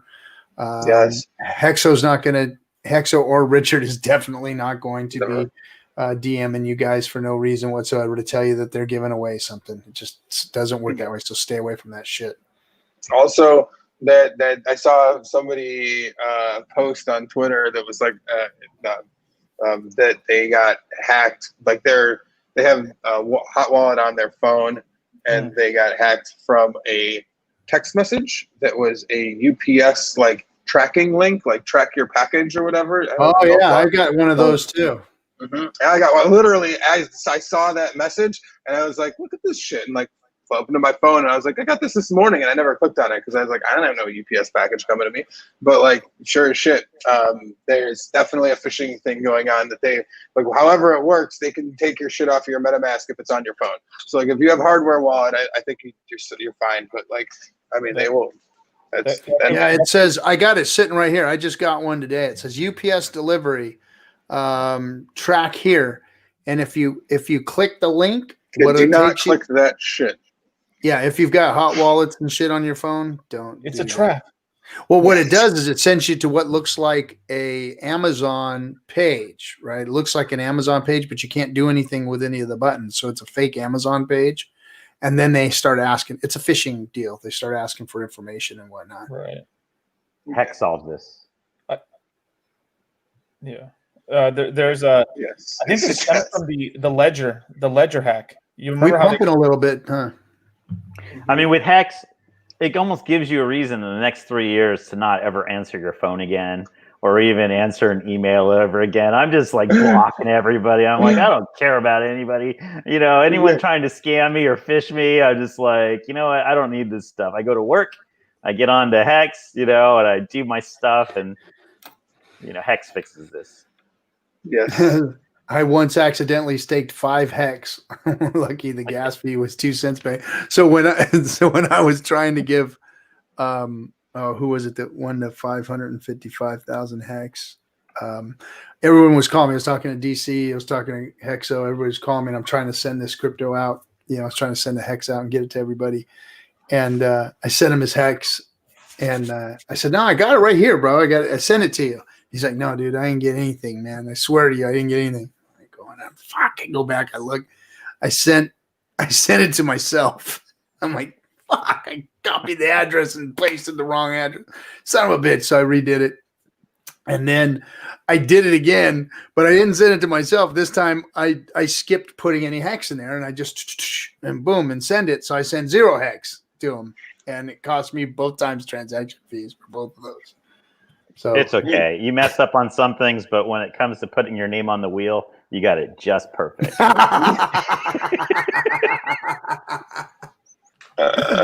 That was a sweet fucking deal right there. I gotta say, man. That was really good. I've been an F up all my life, but hey, I put my name on the right line. The first spin, man. I'm never gonna live that one down. Never gonna live it down. And I swear, you know, we weren't on me and Hexo weren't on it, man. Ski Cat said, put it on there. Right in the chat, he said, put it on there. We put our name on it. Wheelgate.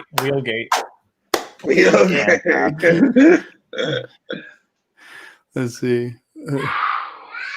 Whoa. There's violence going on over there. My kids are ripping the house apart. Nice.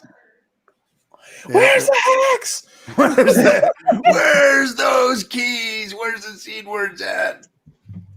Yeah, a buddy of mine also said that he accidentally staked one. He didn't accidentally. He wanted to stake 1 hex, and I was like, "That's just dumb. I don't understand why." And he's like, "I'm going to do it anyways." And so he staked 1 hex for a year, right out in the first month or so, and man, it just came up, and I was like, "Hey, look at that! It costs more in gas than it's worth. That was really dumb of you." And he's like, "Yeah, that was pretty dumb, wasn't it?" I don't have to tell you. So. Man. But if you look on good accounting, there's a bunch of, if you look on what another hex stat win, you can see all the good accounting stakes that can be run, you know, and there's a few that are small, tiny, people have done 1 hex or 10 hex stakes that they're just probably never going to claim. Do it in the future. Damn, granddad, you're so old. You still know you still type? That's so weird. Just look at it. Yeah, you just talk to everything now. Or look at it with your mind. Grandpa, your voice really annoys me right now. I can't believe I'm listening to you right now. My kids telepathically. My kids laugh at my remote control behavior. Like we go through the guide and we flip through looking for something to watch. It just drives them nuts. Dad, why don't you just talk into the darn remote? You know, just kind of speak it out. And I'm like, no, there might be something good on. There might be something I didn't know I was going to see. I could pass by it and I didn't even know that was a thing, you know? Now I know Liberty is probably the only one that knows this. Do you remember the TVs that you turned the dial? Yep. I was remote control, right? Your dad just looked at you sideways and you knew. And if you got up and if you flipped that son of a bitch too fast, man, Pops would throw the fucking shoe at you. God damn it, you're gonna break that fucking dial again. Get up and walk. Remember the dials would break. You know, if you flipped them too fast for too long, the dials would break. You have to send it to the TV repair and get it fixed. Fix the fucking dial. We had the fancy one that had the finger touch. You know, you kind of touch it. There were only 11 buttons, or 13 buttons back then. But 13. And then we had on TV. It was on, which turned into HBO. So it was on TV. You watched it through the squiggle lines. That's when you watch the porn through the squiggle. It was like you guys don't even know the struggle, man. You got free Pornhub and shit, and we had squiggly lines with. I saw a boob. That's a tit right there. That's a tit. You guys are the best. Sorry, Big Kirk. You talk. We'll listen. No, it's all good. I vaguely remember that struggle. I came from a time where there was no internet, and then we had internet. So when I was 12 I remember to 14 we used to charades, hack like, it. We used to hack the on TV where you had to press the buttons all at the same time, and you'd hack into it, and you can see some of the channels. Remember when they did that? When you started figuring out how to hack those things?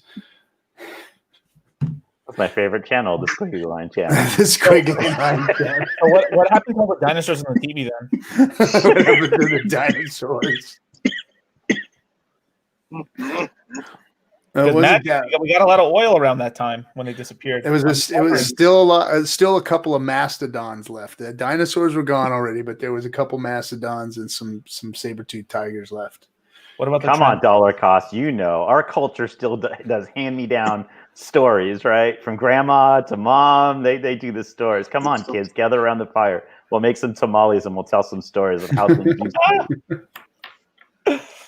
Yeah, I'll tell my kids tales of 56K modems and shit. They'll be like, what? Yeah. I remember a time when to get on the internet, it used up a phone line. I'll be like, that's stupid, Dad. You're dumb. Yeah. Now, oral traditions, I don't know if they're going away, but, you know, we went through 1,000 years with oral traditions, right? People just passing down stories of their ancestors. We all, stand on the shoulders of our ancestors, right? Yeah. It's pretty much almost all of them got whittled away except for like a couple key stories or some key family. It's always like a family story, a couple family stories, and then you got like what happened in maybe your mom or your grandmother's life or something, and that's it. That's kind of what it's been whittled down to now. That's it. The only one that exists now is La Llorona. The lady La Llorona. And that's not even that old of a story and shit. That's some bullshit that happened in the 70s. Like it's all about this stealing your kids. Woman who just literally drowned her kids and stuff and everything. She was like some mental lady or some shit.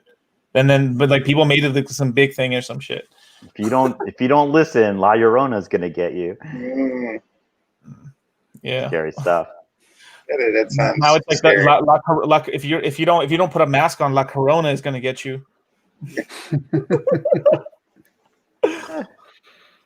Good times. All right, Hex. Have we talked about Hex tonight?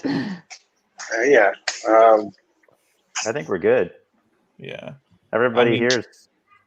What do you guys think of this? I mean, we get 2,000 people on stream almost. How many of our audience are the diehard true believers? I mean, I think almost everyone's a staker, right? I mean, yeah. What's our staker to trader ratio is a good way of asking. Well, if the numbers are right, that like we had 98% staked when Big Payday was, and most of that is origin address or like benevolent whales that aren't moving coins, from buying the AA. I mean, that leaves like less than 3% that like are going to be actually liquid coins that aren't believers really, that don't have staked coins. So a lot of people were getting in too. It wasn't all the OA. A lot of people were getting in just because of the Big Payday. But that's true, I guess. That's true. And then when they left, the OA left, and it brought us back to, a lot of stakers. Like one proof is you don't see as many haltings on Staker app as we used to see, right? It's like when you go through the feed, you're like, oh, there's one. Well, there's also because like if you do halt now and you had that Big Payday, you'll get nukes pretty freaking hard. So like people are a lot less if you saw before, people halt their stuff all the time for a meager profit or to stake longer. But like that's not neither. Like you're not going to get any profit now for the most part, and you don't need to stake long. Like staking, like ending stakes to stake longer isn't really. I mean, it just tells me a lot of people are listening. A lot of people are not just this show, but we got 40 shows now that you can watch all day. I mean, my friends know me as the guy with the headset on because I always got something in my ear. My wife's always like, "You're not listening to me, are you?" I'm like, "Oh, sorry, honey. I got a stream going on in my head." And I think a lot of people are listening, and they're becoming aware of what emergency end stake does, or how they see it on Staker app. What's a halted? What is that? And how do I deal with that? So we'll see. I mean, there's always gonna be new people coming in, but there's a lot of the community are listeners. Yeah. Yeah. I agree with that. I think that it's grown a whole bunch. I mean, it had to have grown a whole bunch for us to have thousands of people plus on 24-hour stream. You know, like you know, there's and like and some of them stick around, and you know, everyone's got different schedules and shit. So I mean, I know it's not the same 200 people all the time. Yeah. Definitely. No, I mean we've had a lot of good information on this channel. We've had a lot of bad information. we've done everything we could to fix it, but it was this whole project, this Discourse Syndicate was all of us learning how to use Hex and learning how Hex works and learning what was built on Hex and what not to do and what to do. And, you know, sometimes we made mistakes sometimes, but we all learned together along the way. And that's what it was all about. It wasn't about, trying to be the big promoters or any of that. This was like a social experiment. So everybody who had something to say can say something. And if we found out it was, because we all learned, I mean, none of us coming into Hex knew what Hex was when we got into it. You know, we thought it was probably going to be good. We trusted what Richard was saying because we listened to him talk about it for a long time. And then, you know, once it did launch, we all started figuring it out. And I mean, nobody knew that, damn, we were all going to stake and then fuck ourselves up and need to unfuck it. And emergency end stake is here to save our asses. We didn't know all that stuff and we learned it along the way. So, I mean, this channel, I mean, Hexo, every day he's come out and he's talked about Hex and done the same thing. He's looked at the numbers every day and you've got to see a historical record of the chart, flowing. And then here we deep dove into everything intellectually and then we had fun doing it. I mean, that's what we were doing. So, I mean, to either say that this experiment here was a bad thing for promoting Hex is probably doing it a disservice, and then saying that it was the thing that promotes Hex is also doing a disservice because that's not what it was here for. It was for all of us just to learn, and along the way we did. We had fun doing it.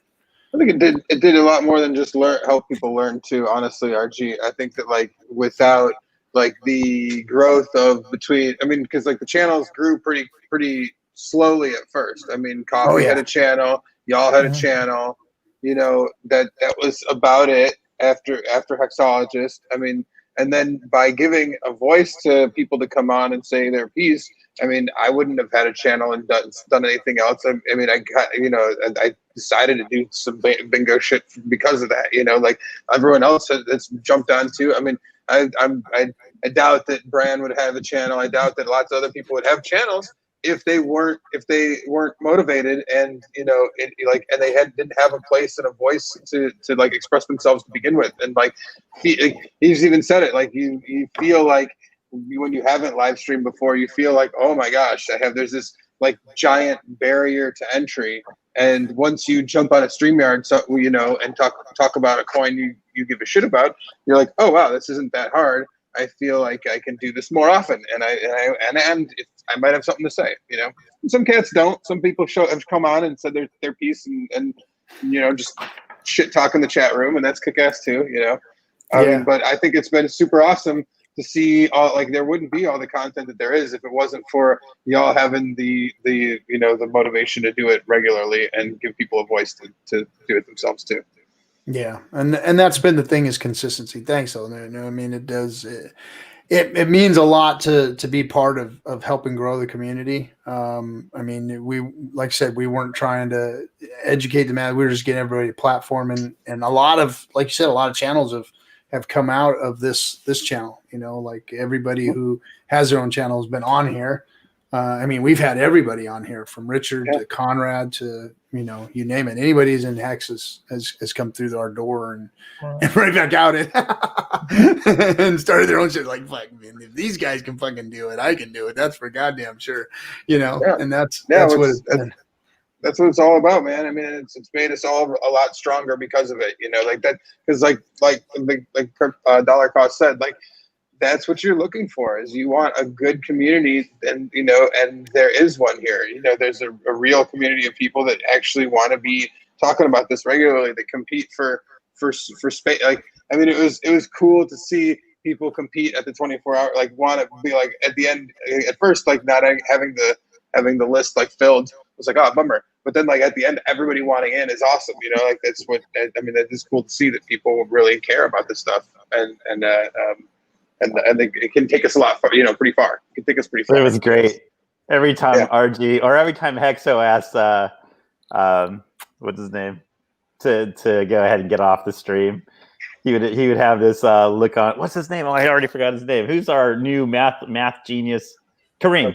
Oh, you're talking about Kareem. Every time Hexo was like, "Hey, Kareem, why don't you jump on?" You'd see Kareem's face like, "What do you mean? Like, this is my hour." And we're like, "You've been on for like 10 hours." So you go, "Okay, I'm going to let someone take my spot for 30 minutes." So like I'm on a walk or something. And then 7 minutes later, Kareem's back on. I'm like, did he say 30 minutes? It's like, it's only been 7 minutes. And he's right back in there. And he's like, hey, Kareem's on fire, man. He wants he just wants to get on the platform and just, you know, blow up, you know. What do you mean I got to get off? What do you mean? This is my time. Do you know who I am? I got to be to work in 2 hours. Yeah, he's been on fire. A lot of people. That shows how infectious this is, though, man. It's like, I mean, even somebody like has this infectious, like as positive a personality and does as well in his space as he does. Like as soon as he starts streaming and start jumping on, you're like, man, please more of this. This is great, you know. So yeah.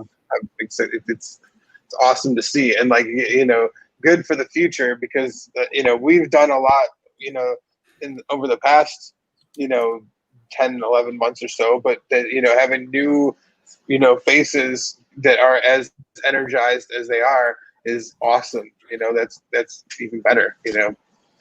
Yeah. So they're saying in the chat and it said, first fuck you, Morgan. Man, sounded tough growing up in the Depression. Let's see. Is RG3 sick? Maybe he's burned out, tired, seems low energy day. Look, I just started a new job. So, and I have to go I go all the way down south. I drive an hour and a half to get to work in the morning only because I'm starting out at a different location than where I'm actually going to end up. So I've got this big ass long drive up, and it's even worse coming back because of the stupid ass traffic in Southern California. But, yeah, I gotta go all the way down to San Diego from where I'm at. And it's quite a drive. So yeah, I'm a little burnt from the new job. I'm not used to it. I'm used to laying in my bed because of COVID, you know. Anyway, so yeah, I'm a little low energy today. No, that's just your face. That's just my face. That's just your face. That's what I would say. You look tired. No, that's my face. This is my face. I'm feeling a little down. You guys didn't. It's all good. Well, that 91, man, that 91 freeway, man, that'll put years on your life. Yeah, no, dude, I'm not on the 91. I'm going all the way down to the 15. I'm down to 15. Yeah, all the way down. So it's like, oh, that's a long one. Because now all the stuff in between there, like after Fallbrook and Temecula and all that stuff, it's like seriously gummed up, you know? Yeah. So many houses. So you got to do that for like the first month or two, or you know. Yeah, I'm helping them unfuck their organization down there, and then I'm gonna start my own organization out here in the Orange County area. That's nice. Gonna be my home, but I've got to go out there and help them first, and then after I'm done there, then pick up stakes. And plus it's daylight savings and it's dark, so all you see is red lights in front of you. That messes with your brain. Oh, the red lights just staring at you. They don't do daylight savings time here in Puerto Rico. That's not a thing. Yes. So the surf is still good. Yes. Yeah. So like it's daylight. It's like Atlantic Standard. So which was like fucked me at first because I flew here and was like, wait a minute, everything was an hour later than the Eastern time. Came on the Hexologist stream and I was like, yo, bro, no Hex news today. He's like, what? I think it's still got time. Shit. Colin Hexander says, is that on your business cards? I'll unfuck your business. Puerto Rico. We unfuck you. Yeah. We unfuck you. Yes. I'm going to have them put that on the business cards. All right. Well, guys, I think it's time for us to call it an evening. Yes, been sounds awesome. great. Thanks, everybody. We're gonna, you know what? We're gonna go raid. Hold up, everybody. Let's go raid our boy. What's his channel's name again? My Pokemon cards are rarer than your Bitcoin. Let's see. Shit, my Yu-Gi-Oh cards are rarer than Bitcoin. I'll tell you that much. Everybody, it's Shadowy Brilliance. Shadowy Brilliance. Verifiable. Okay, Shadowy Hex Brilliant. All right, everybody. Thank you. We will see you on Wednesday. We got a guest coming on Wednesday, so hang out with us. We're gonna talk more hex, and I'll take a gas station pill on my way home from work so that you guys can get a little more energized. They're saying to release the chest. Oh God! Hold on. Sorry, did I mess you up? I mean, no, gas, right? Is that going to pay for your gas? No, you just saved. Well, you didn't save me. They're still going to meme me and make fun of my height challenge that everyone thinks I have now. Let's see here. Let me find. Where's my freaking channel at? Let's see. Let's see. Show us your chest. So nice chest. Here we have a treasure chest. Everyone should say, nice chest. Keep it for yourself, RG3. Ross, thank you, bro. I knew that, I turn wicked, evil, nasty little chatters into like freaking awesome deck pirates. They just deck pirates like you wouldn't believe. Like he's willing to go out there and like just rip people's heads off for Discourse Syndicate now. Give him a banhammer and he goes from bad to good pirate. Ross, love you, bro. You're awesome, man. Did you say deck pirates? What's that? Deck, right? Deck pirates. Deck pirates. I was like, gosh, another stream. All right, here comes the rewards, everybody. Hexo opened a whopping 305 lemons. Whoop, whoop. Hexo don't give you guys lemons like I give you lemons. He doesn't give you lemons like I give you lemons. But he's got 10 times the freaking viewers as we do. Everybody loves Hexo. Everybody, even us. Dick pirates. No, Deck, you freaking. I mean, you should know better than that, Molly. Let's see, because you're a deck boy. Papa Boner got 300. So see, look, Papa Boner got 330 lemons. That's exactly as the total that Hexo gave out today. Come on, guys. Give him shit for not giving you guys any lemons. So 190 for Motley, 137 for Cookie Boy, Hexagon 720 got 109, Hector Protector 91. Man, that's like a whole week of Hexo's lemons. He's where's the lemons, guys? Ask Hexo where are the lemons? Lemon Gate. Where are Lemon they going? Gate. Lemon Gate. Let my lemons go. Release the Kraken, you cheap bastard, Hexo. Anyway, hold on a second. So let's go to Shadowy Brilliance. Guys, give him a warm Hex welcome. See you guys on Wednesday later. Yeah, deck pirates. Deck pirates. There, we're hosting. Hold on a second. We're still on air. We've been talking and still being on air when we've been doing this hosting crap. So we got to be